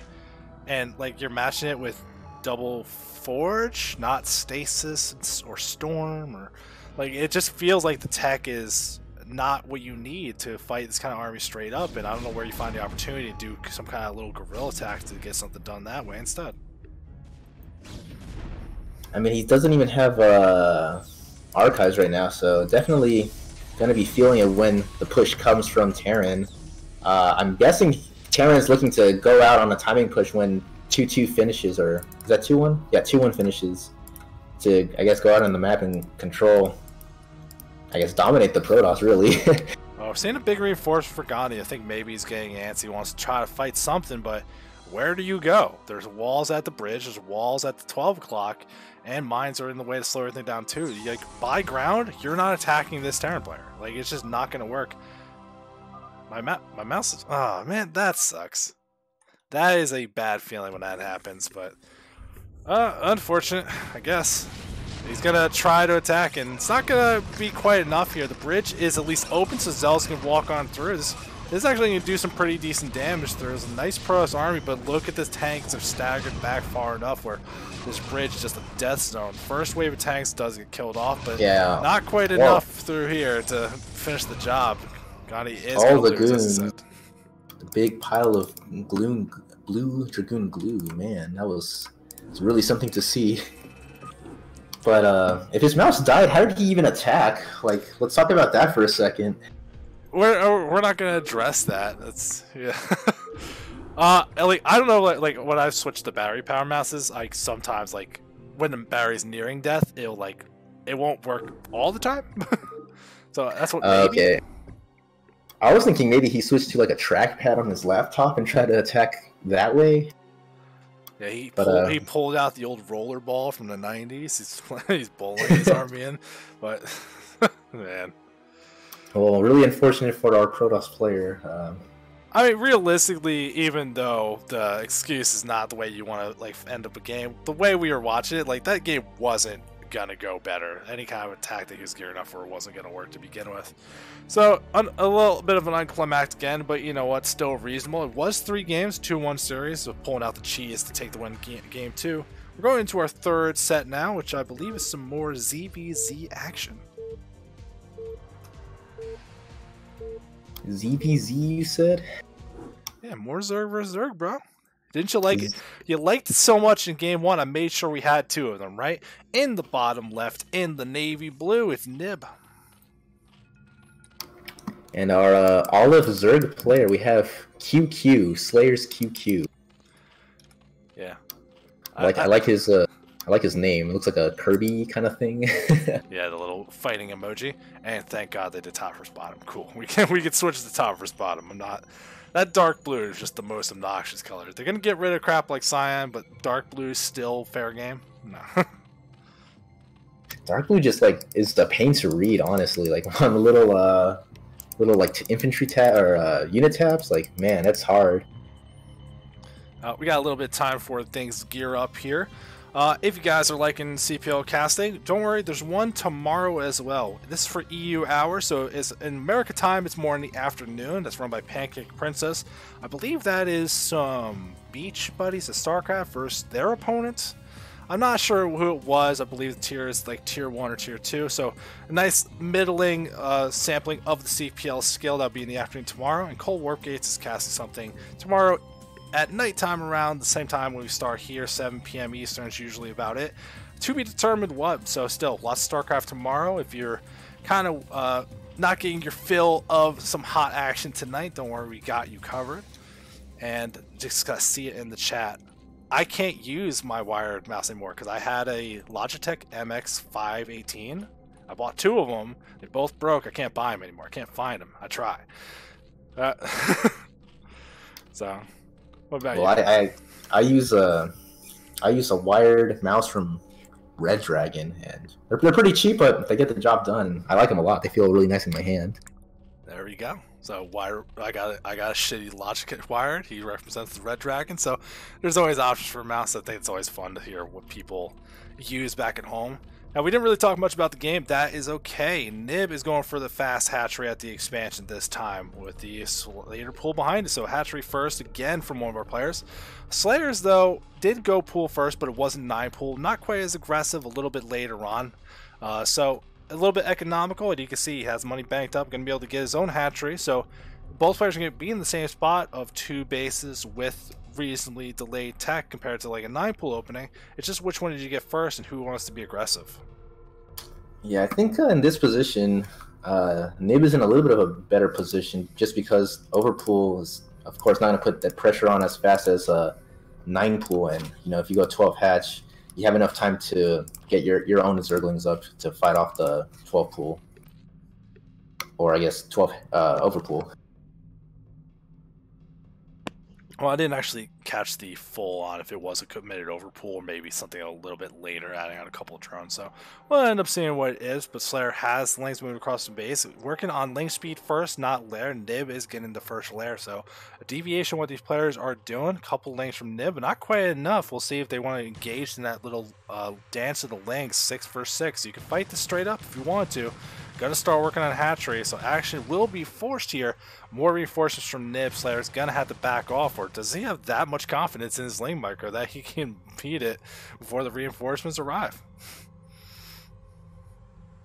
Now it's a 10v10, I believe, with the Zergling counts, so pretty even. And honestly, I really don't know how QQ is gonna try to find an opening and come back from his later hatchery. Well, I like the move that we saw, though, because like it's little tiny things you're trying to do, right? Because the overlords aren't really in position to kind of see what's going on. He's got an overlord seeing how many links are being made, and he's keeping his links out of vision. So you don't know if he's really committing to it, if it's a faster lair. You don't really know what you're up against here. So Slayer, if he sees an opportunity to do some weakness, he can try to move forward. He's going to attack here with his link, try to get the good surround. Couple drones pop out. It's not what you're looking for here. Slayer gets the good surround, but still both sides trading reasonably evenly. But that's 2 free drone kills. And we can start working on that hatchery again. Reinforcements from both sides, making this a little confusing. Yeah, and link speed finished first for QQ, so that was actually probably a big factor in that first fight where his links were able to just surround a lot faster than the Nib links. Yeah, but you see, he's starting to get better trades. Reinforcements from this hatchery are actually kind of the big part of why he hasn't been able to put the pressure on. Slayer is now down on lane, should back off here. Both sides making links pretty aggressively. Lair's done on both ends, but the Spire for Nib's about halfway done. Slayer's hasn't even started theirs yet, so we've seen this before, but unlike the other games, Slayer really committing some links, has plenty back at home, but looking for the counterattack instead. Keeps trying to poke forward, gonna keep making... move command. Loses a lot of links just running into QQ's Slayer's links. Yeah, action on both sides. Nib focusing on the micro back at home to defend. Wants to make sure you can do something when that Spire finishes, but you can see Spire's about to finish up. Money has plenty of gas and enough to make a couple mutas here. I'm not sure if he has Larva here. Slayer going to keep trying to be aggressive. Has superior link count. Is going to be enough before these mutas can spot and just make it hard to keep attacking.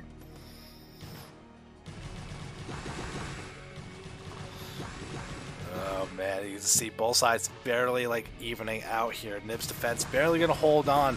The first 2 mutas should be popping out so shortly here, but reinforcements from Slayers keep streaming across the map. And I think even like if you kill his hatchery, did Nib make defense back at home? There's no sunkets in the main. He's not respecting this. But here are those first 2 mutas. Gonna force action, no longer going for the hatchery. Gotta dive into the main, try to get the big damage done. You don't have anti-air back at home, but you can't win with links. This game is gonna be quickly over with Slayer's taking a loss. Yeah, and it looks like it's going to be non-stop links from here for Slayer, so I definitely think it's the do or die moment right now, and it seems like it's definitely a do moment because he's down. I mean, I guess they're on equalish drone counts.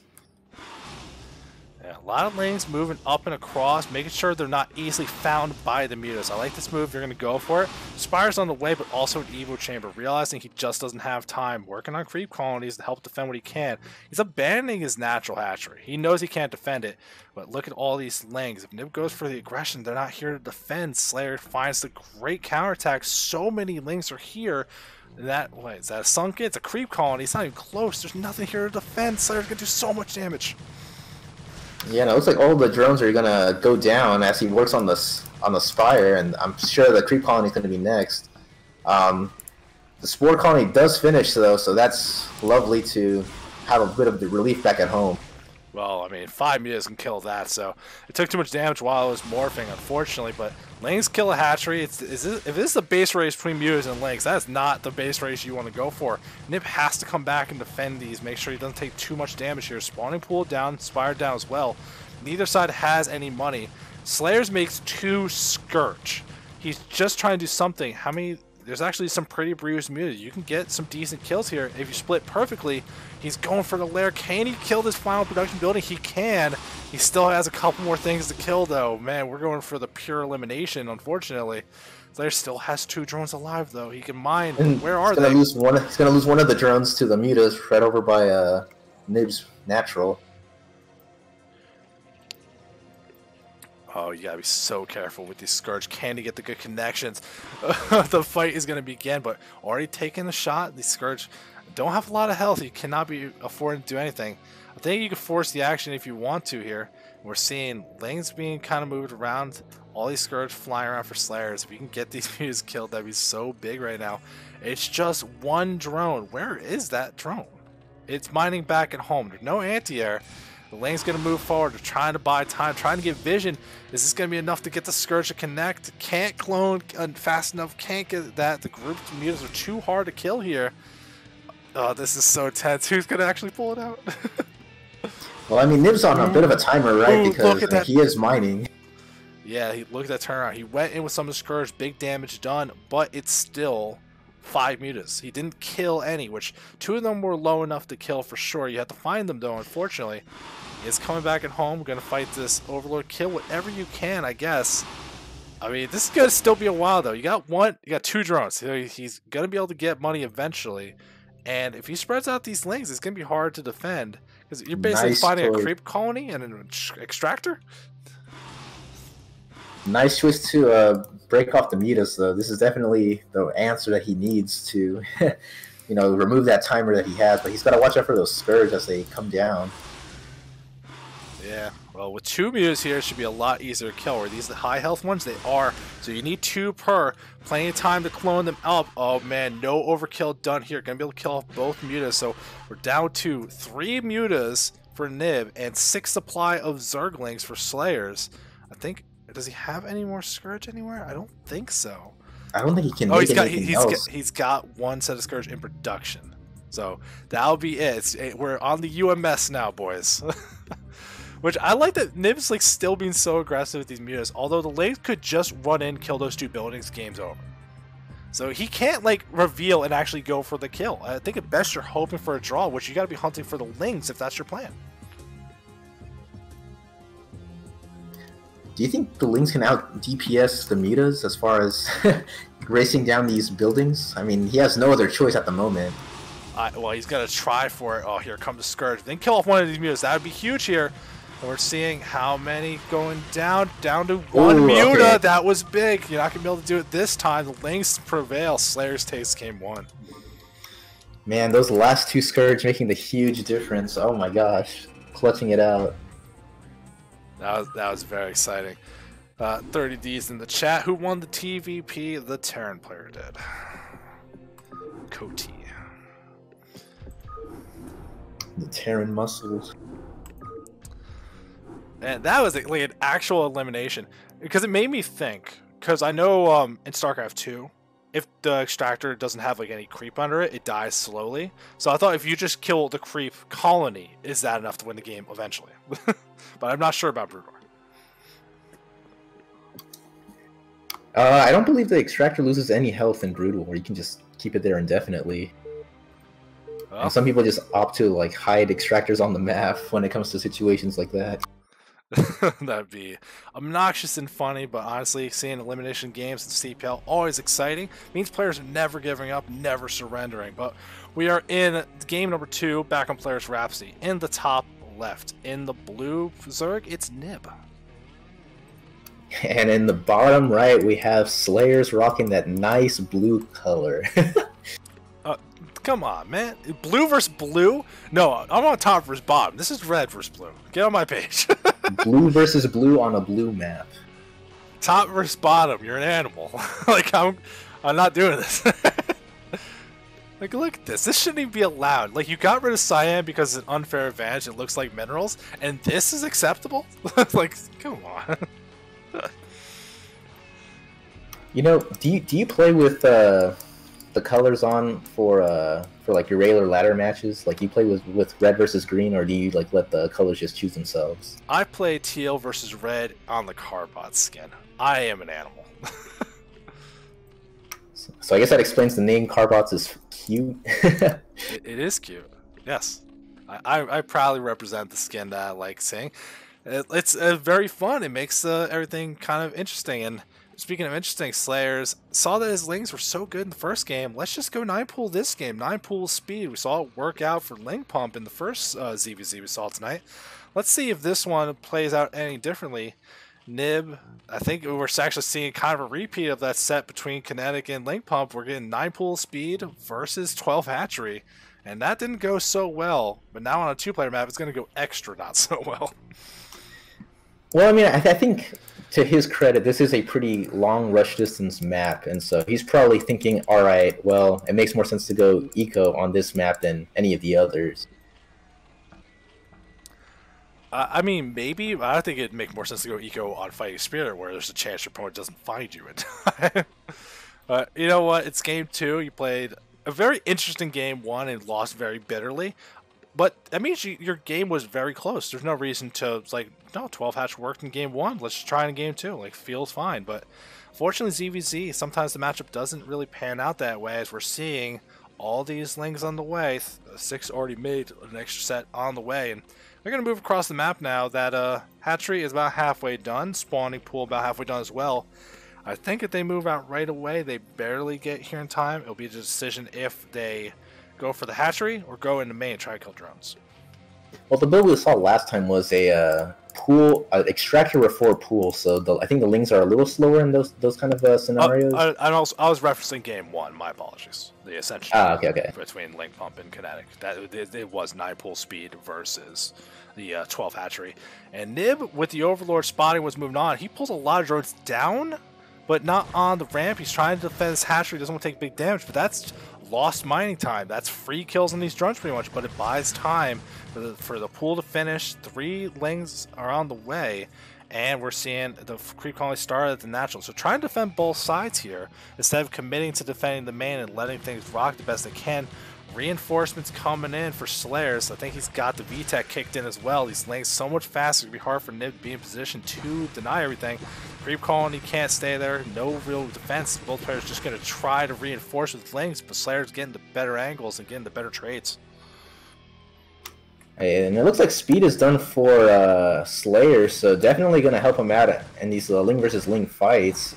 And as far as reinforcements go, definitely going to help him put on even more pressure. If the pressure that was happening right now wasn't enough. Yeah, this already looks like enough. The Lings all dying off. Too many Lings still alive. Drones are strong, but not that strong. And Nib loses very quickly to the 9-pool speed in game 2. Slayer's taking our first 2-0 of the night. He really did believe in his Lings in the end. Look who's in the chat. It's Light Swarm. I was telling my co-caster earlier about some animal players that do Hydras and ZVZ. You wouldn't know that guy, would you, Light Swarm?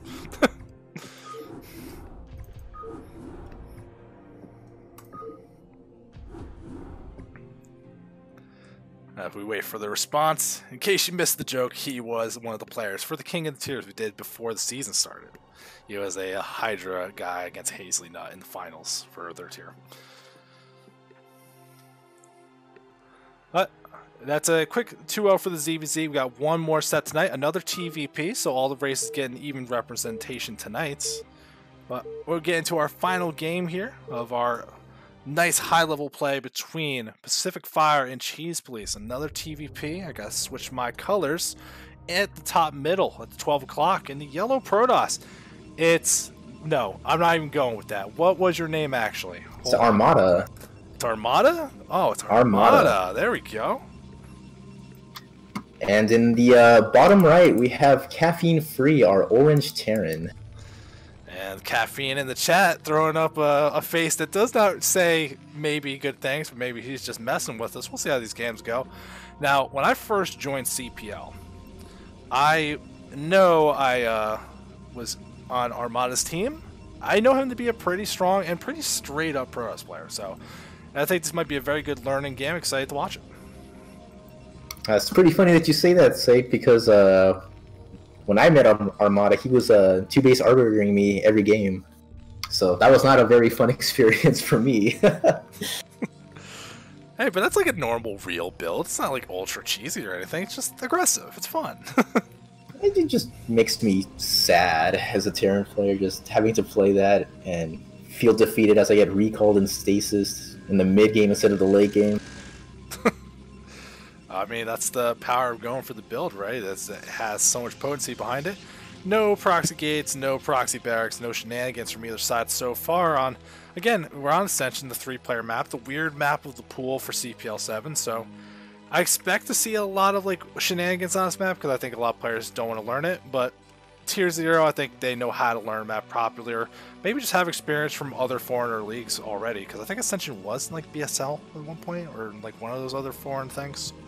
I believe Ascension was in ASL for a bit, wasn't it? Probably. I know we pick, when we do the CPL map picks, like one of the things we do is making sure that there's other things to watch if you're just trying to like watch videos to get map experience and ideas for the map. So I know Ascension was played somewhere, but harder to remember exactly where. There's just too much StarCraft going on, which is never a problem. Yeah, I actually like read an article the other day that playership in Korea was around like 47k players at the peak for 2021, and 2020 was like 25k. So apparently there's a big resurgence over there. Maybe everyone's happy that Flash is finally done for a bit. It's like, I have a chance now. We see the scouts moving through here. Caffeine Free going to waltz on into the base and see nothing exceptional at all. The range wasn't started, but again, the moment to say it, CPL curse. You try to say something, you look stupid the moment you say it. So we'll see it as the factory goes down. Guys pull off the gas. Should be the early expansion. The most standard opening on both sides that you'll ever see. Yeah, and I'm interested to see why more players aren't going like a Zealot first kind of build on this map. I mean, there's no ramp, so it seems like you can put pressure on pretty nicely because there's no high ground advantage for the Terrans to kind of abuse and hide behind. Well, I mean, the Zealot isn't free. To get it without like interrupting things, I think you do have to cut probes a little bit, which is a little unfortunate. So it does slow things down a little. And you can see like Caffeine Free, he's got the racks and depot position to give yourself the micro. We're in Tier 0 where I think the more abusive stuff like that, you assume your opponent would know how to deal with it pretty well. Moving pretty far forward with these couple Marines and one to deny the scout. This would be big if that probe, yeah, can't get forward enough to see if there's a CC start. That's actually a pretty big deny here. So I noticed something interesting. In Armada's base, he's only mining gas with 2 probes. As a Protoss player, do you know what this is about, or if this is just kind of like a misclick? I mean, he just corrected it. Feels like it might be a misclick, but you might pull it off a little bit just to accelerate the Nexus, but usually no, I would say that's not something big and intentional like we see with pulling guys out for the factory to speed up the CC. Usually you're gonna burn all that gas eventually. It's the thing that's holding you back on all your tech, not time or anything, so you don't want to be reducing, otherwise like you can't produce Dragoons constantly, or you gotta like wait on your Citadel, or like any of these kind of little things. Because I mean, it's interesting because like whenever you go to a Terran space, you're always like looking like, okay, how many guys does he have on gas? And so I guess whenever I go into a Protoss space, I'm counting pylons, but I'm never really like checking the gas. Ooh, look, it's move out. Caffeine Free. Oh, going the opposite direction, so this goon doesn't see what's going on here. Sees that the CC has just started, but no idea of how many units are actually here. He's going to be able to slow down the CC very significantly, so that's pretty big. And seeing a Vulture with mines, you should be feeling, I think there's some level of FD going on. Will he be able to stop this mine from going through? Is the micro good enough, or it's just not in range? He keeps moving forward anyway. Caffeine Free, though, he's going for the counterattack. Oh, please tell me this cancels. It's gotta get canceled, right? Armada should know by now. I mean, he hasn't seen the Marines come back to defend this, so he should be aware that something's coming. And the CC does get back under repairs, but look, there's 6 Marines in a tank all up in your face. You got a goon trapped off being aggressive, loses one immediately here, so trying to go forward, bunker being placed down here. Big pressure on this first expansion here. There's 3 gateways back at home because of normal build that Armada's doing, but still, caffeine free, navigating in a good way, got himself in a good position. Should be able to take down this Nexus, or at least make it a nightmare to deal with it. Ooh, when he loses that goon right by the command center, so unfortunately he's not going to have any more pressure on the Terran side, so he's really just kind of bottled up in his own main base right now. Well, this is 5 goons with the SCV was so far forward here trying to start something to block things off. I mean, it's not available for repair. This bunker takes a lot of damage quickly, does go down, but still 6 Marines in the tank. The tank is not killed yet. 1 goon goes down, 2nd one follows. But all the Marines are dead at this point. The tank, I don't think it's going to be enough. Actually, one of these goons very weak, kills that one first here. Defensive reinforcements should be enough to dissuade the pressure. The next takes a lot of damage, but does not go down. This is unfortunate for Caffeine Free. A great save from Armada. That's really good, because I think from here, Protoss can just take a 3rd Nexus pretty easily, because he has the infrastructure to pump out units, and I mean, he's not scared of the Terran space because he pretty much delayed the CC for a while. Ooh, look at this early missile turret from Caffeine. I think there's like some anticipation of something weird happening, because that's a weird spot for a turret, right? Like, I don't know what that's particularly covering. Caffeine's in chat. He can tell me what he was thinking with that one. That one seems a little bit weird to me, but hey, still, that expansion's up, tank count's growing, and a lot of factors being added on behind it. Maybe Caffeine, feeling that he delayed the Nexus or put enough pressure on to delay the economy, maybe set up for another push as he's going up to 4 factories pretty quickly. I mean, Caffeine could probably be thinking that he's ahead right now, and he's just concerned about a DT or a Reaver coming back to even out the game. Right, but like, let's say it was cover DTs, that barely has vision on the opening. Like, that doesn't cover much, right? Yeah, I mean, he has mines, and I guess he's trying to hit both, right? He's trying to cover Reaver and DT at the same time. Possibly. I don't know. It's just striking me as a little unusual. Observer is going to roll up right into his base, see the factory count this early on with only 1 machine shop, so we'll see how Armada wants to react. They got plenty of production if they want to lean into it. They can add more gateways, but hey, you're the one saying, this guy and his 2 base arbiter, but look what's on the way. So maybe you can see the trick to deal with it.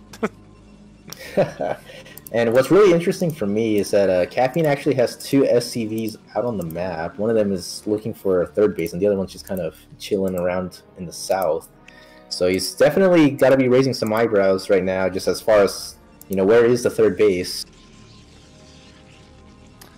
Yeah, well, I mean, there are some 2-base plays. Arbiter is obviously one of them, but you could also be going for like some kind of big ground bust if you're going to try to bulldog in some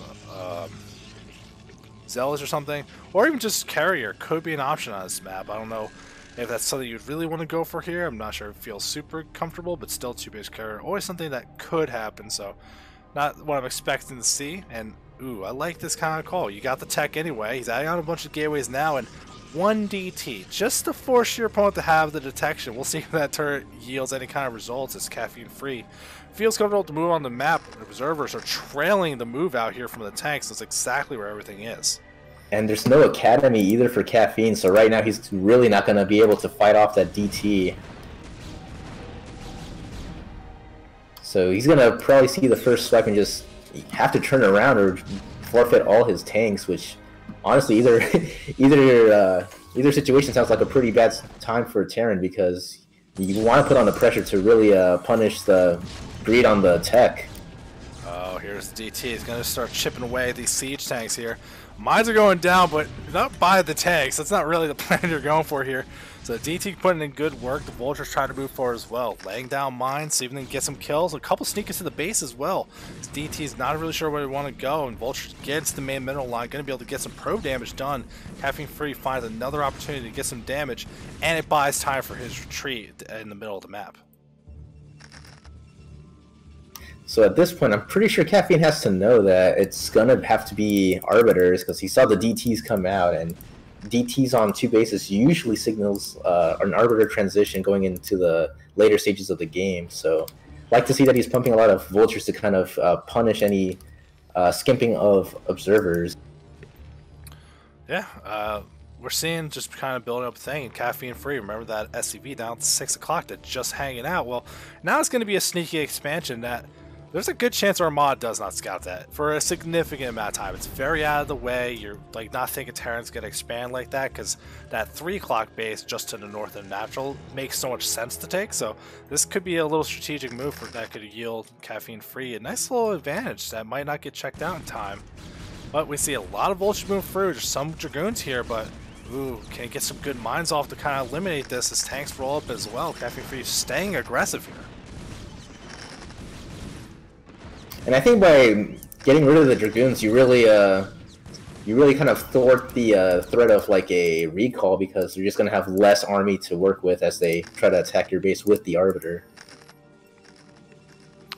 Yeah, or at the very least, you're going to force the Arbiter to come fight you and use stasis instead of maybe a recall. Like, still always an option with these kind of builds. And we're seeing tank. Ooh, that mine. Brutal. So speaking of the Arbiter, he still has not started an Arbiter. So it seems like the tech advantage maybe not worth anything. Wait, what? Alright, so that mine was bad, but it wasn't game-endingly bad, Caffeine. Come on, you're in the chat. Like, I feel like every week we get one of these games where the guy just GG's earlier than necessary. Make your opponent actually kill you. The spot was definitely not that bad. You were saying he didn't start the Arbiter. It's because he was spending all the resources making goons to stay alive. He was delaying everything, all the aggression from Caffeine. So, unfortunately, not the ending to our game 1 that I'd like to see, but both sides playing pretty well, so game 2 should be exciting.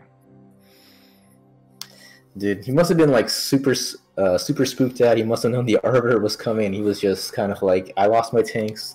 There it is. And just conceded the game. Well, I hope not. It's a little unfortunate, but game 2, Polaris Rhapsody, if you didn't think Ascension was weird enough, Polaris Rhapsody can make for some really weird TVPs in the top left, and the purple Terrans caffeine free. And in the bottom right, we have Armada as our brown Protoss. So already, I like this game a lot better because there's no fast probes going to the other base. Hey, what are you talking about, man? That was awesome. It was honorable. It's like, you're saying you complain about Arbiters and DTs. It's like, no, I'm just going to make Zealots, man. It's like, that was an honorable game. I honestly can't tell which one's harder to deal with. It feels like it all just kind of ends the game immediately as soon as you see it. I mean, isn't that the true way to play StarCraft? Every unit's broken, all the races are imbalanced.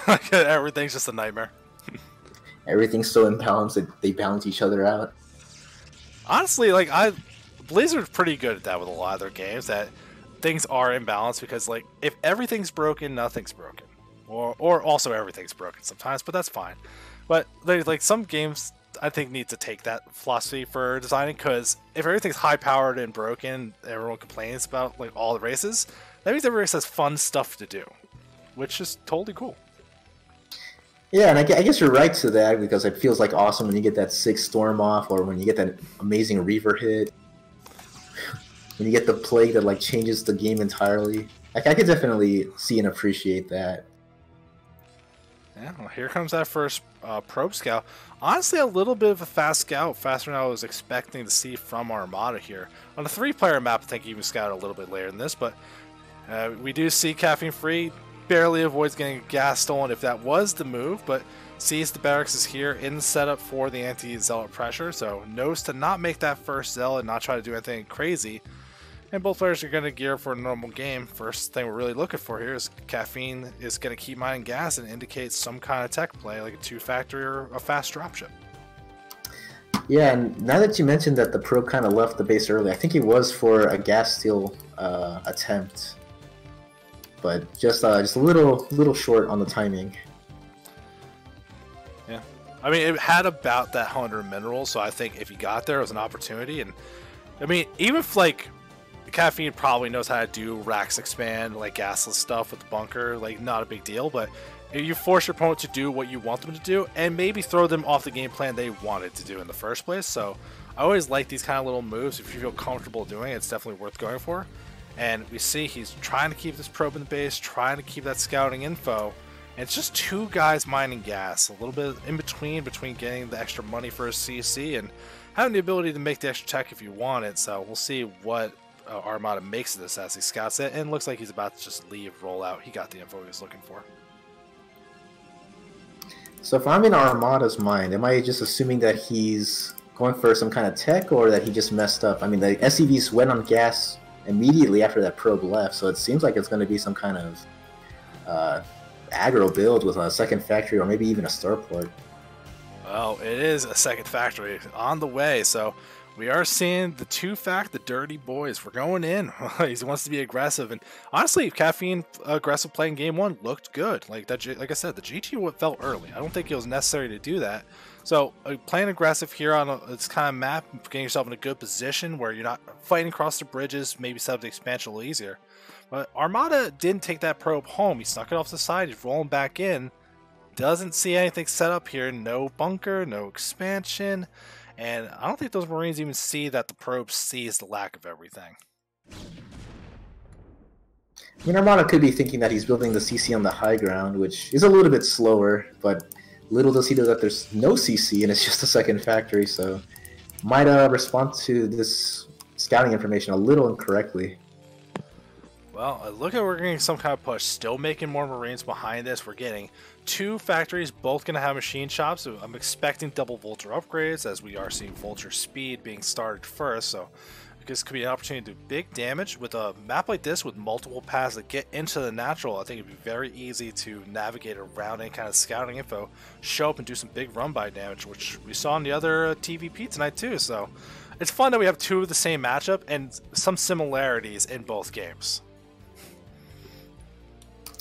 I think Armada should be able to do pretty alright. He is getting the robotics. I'm wondering if he's going to throw down a support bay first, or go ahead for observers. Observers, man. Like I said, this guy plays pretty straight up usually. So there's that third gateway. This is usually what you're seeing here. One gate, you get to expand, get your observers up. 3 gateways, you get to just kind of get something nice and rounded out, and then the observer lets you know where to go from there. But unfortunately, that means the observer isn't going to get the scouting info super quick here. And we're seeing a lot of vultures going through. No tanks behind this, but as the upgrades are about to finish, when they roll up there, Marines are going to try to push forward and make sure this goon backs off a little bit. That gives a window for these vultures to go by undetected. I love it. Great move. That is actually a really nice screening move. It looks like he went speed first on the vultures. Unfortunately for him, there's 2 Dragoons at the Protoss Natural, so may not be able to find as much damage as he would like, but definitely potential to get in and do some damage in the natural probes. Oh, Armada barely blocks the ramp. These things can't get in. They're trying to lay mines, but the goons are just out of range, not really getting the job done. And one goon does go down, but for the amount of mines expended so far, it's a little bit surprising. Could reinforce with more vultures that he keeps trying to move through here. And the Marines are still alive to add on some extra DPS. See how bruised up these Dragoons are getting. Actually kind of low in health. The Marines are doing significant damage as more vultures show up, but reinforcements from Armada going to be able to help defend. The mines doing the best they can, killing off some units on both sides here, but isn't really getting a lot of probe kills done. This aggression looks pretty good so far, but remember, no CC behind this. It has to do more damage. Yeah, and the observer's about to come out now, so mine should not be as scary anymore now that he can clear them with his observer. Vultures do get in, though, which is really, really bad. He does clean all the mines, so he will be able to, you know, come back and support his probes, which are getting pelted. But he is losing a lot of probes at the natural.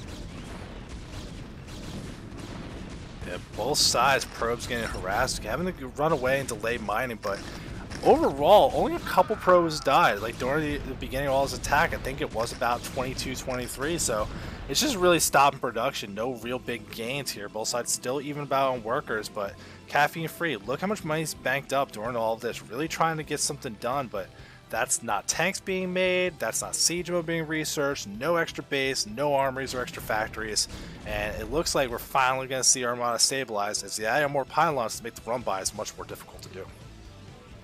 Yeah, and Caffeine Free just now throwing down his CCs. Probably going to be feeling pretty bad about not having that anytime sooner, that his 2-fac didn't do the damage that he was probably looking for. Well, I wouldn't even call this a 2-fac. Like, 2-fac has, like, tanks and muscle. This is just, like, a really cute vulture move. Like, I don't know what I would call this. It almost did a lot, but that first Dragoon block on that ramp to make sure the vultures couldn't get in the main before the Observer was out, I think that was super key to Armada defending this without too much issue.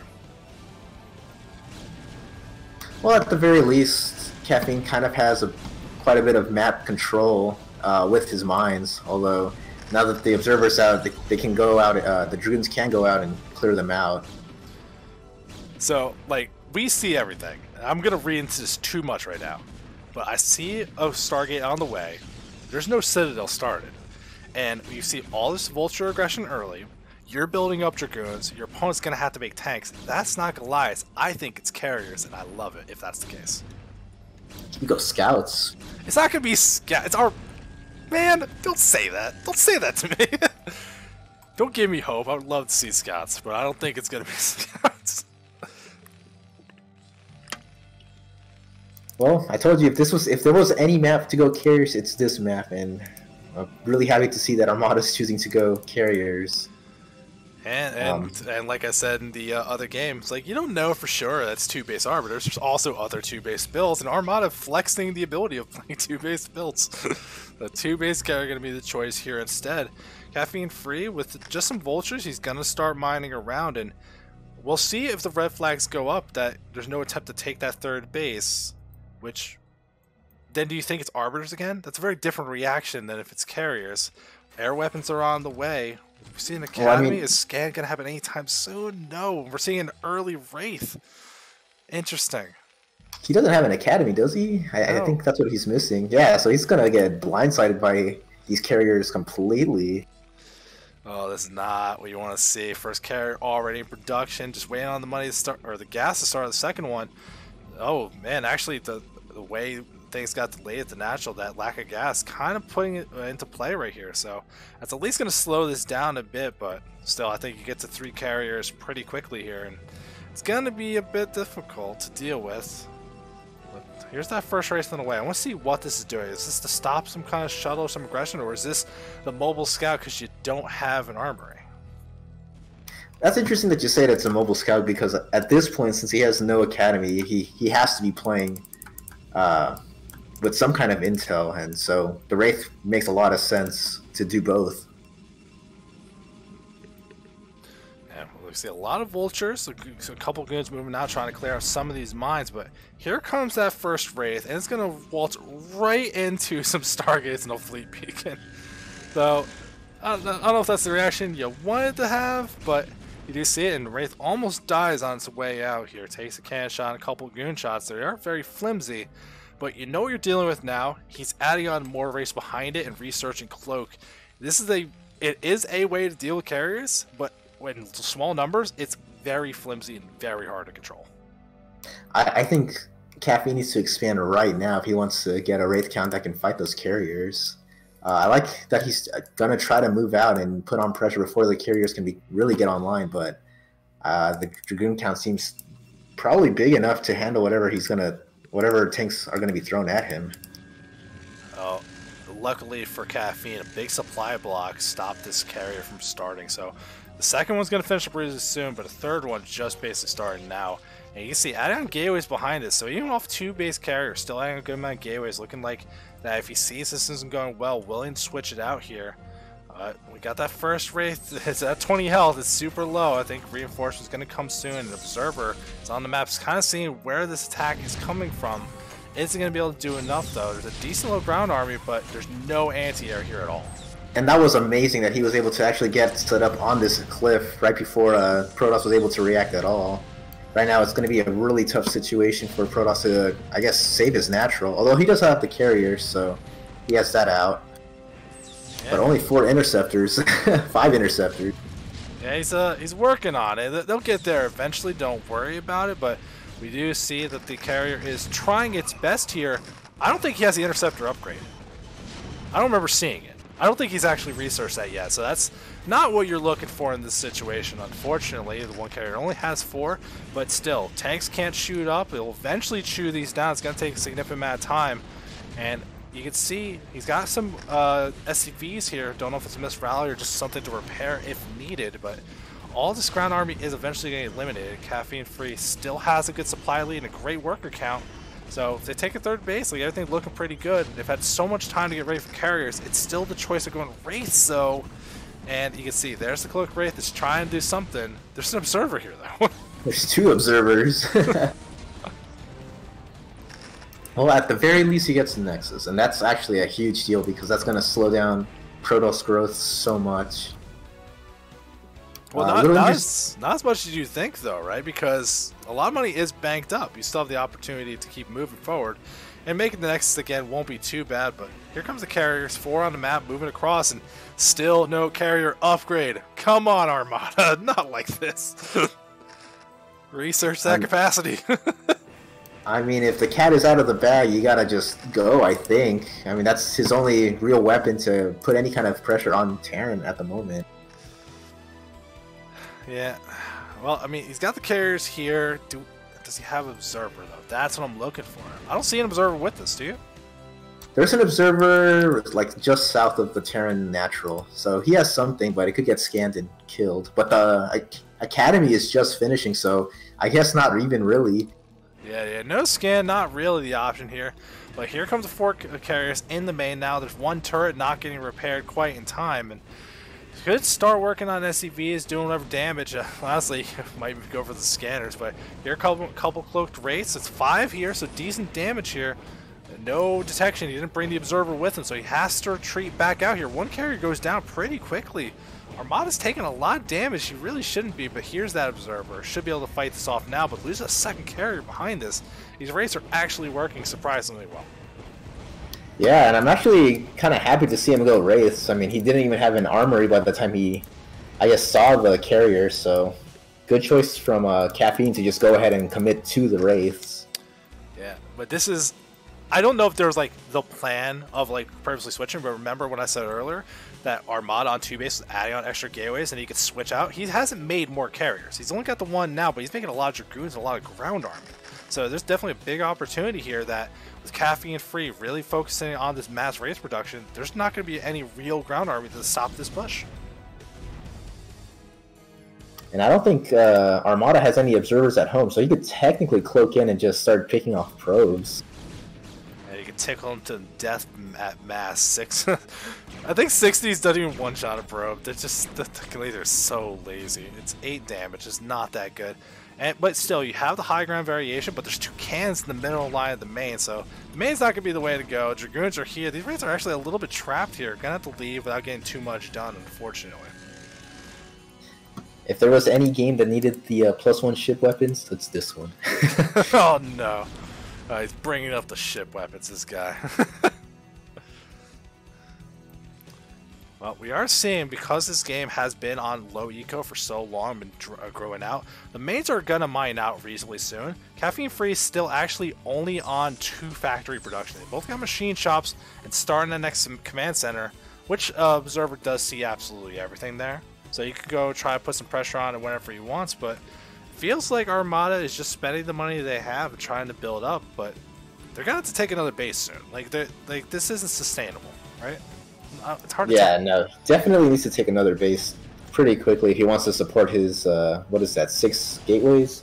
But Caffeine has 12 Wraiths, so definitely been choosing Wraiths over tanks, which may bite him later because Armada seems to be going for a more ground-centered army. They're cloaking in, they're moving in to try to get some damage done. There's no cans at the natural, no easy detection. There's the 1 observer. Is there a scan to kill it off quick, or are they just going to fight good? You can see they kill the carrier, but 3 Wraiths go down immediately. And I think at this point you just stop making carriers if you're so committed to the anti-air here. The armory on the way and try to add on more factories behind it. 5 Wraiths in total end up going down. No significant amount of probe kills, and there's a lot of Dragoons here, but Caffeine's still trying their best to make some value out of these things. Yeah, and he was able to actually catch the probe that was going out to make the third base. So nice catch from him. Ends up losing 5 rates total during that entire raid. Yeah, look at all these goons hanging out by the gateways. They're not being rallied. They're ready in case of this move. So if Caffeine goes down and they're trying to be cute and they're trying to be clever here, we'll see. Some of them are not cloaked, so the ones that are cloaked can manage to get through. But again, more rates going down for free here. And Caffeine's got to make the right decision about what they're building. They are working on another CC over at that 9 o'clock. And again, a GG. So I wanted to bring up something because he was taking the base at 12 o'clock, and then I think he canceled it. I'm not entirely sure. A goon showed up, started harassing SCV, so he canceled it right away. And then he was going to take the one at the 9. Which we can see GG, right? Yeah, it's G. Okay. Yeah. So Armada's just. I think he's like in the game. He was gonna look around as an observer to be like, "Why the hell did you GG?" All right. So Caffeine, tapping out another game early. You're in the chat, dude. It's a CPL match. Play it out a little more. You're doing weird stuff. Like make him kill you. Like you didn't need to quit either of those games. But you know what? It happens to everybody. I've definitely tilted out some games early on before, so no big deal. But that is the end of the stream tonight. Tier 0 play, some of the stuff that we like to offer here, the higher level players. Always showing us a good time, a lot of unique builds tonight. And a fun ZVZ showcase of widened 9-pool speed, still pretty good. Neon Sword, thanks for joining me tonight, buddy. Hey, thanks for having me. Sorry everything was kind of last minute. It's all good. We do it live. You know what? We're good like that. So, that is gonna be the end of the cast tonight. Remember, tomorrow we got the afternoon EU friendly edition from Pancake Princess of Match of the Week. There's just said I think it's Beach Buddies versus whoever they played. I don't remember everything off the top of my head. Cold Warpgate's casting later that night as well, so playing StarCraft tomorrow. But for now, we're going to go take a look, raid someone, and then call it a night. Shutting off the stream. Thanks for stopping in, everyone, and see you tomorrow. Thank you.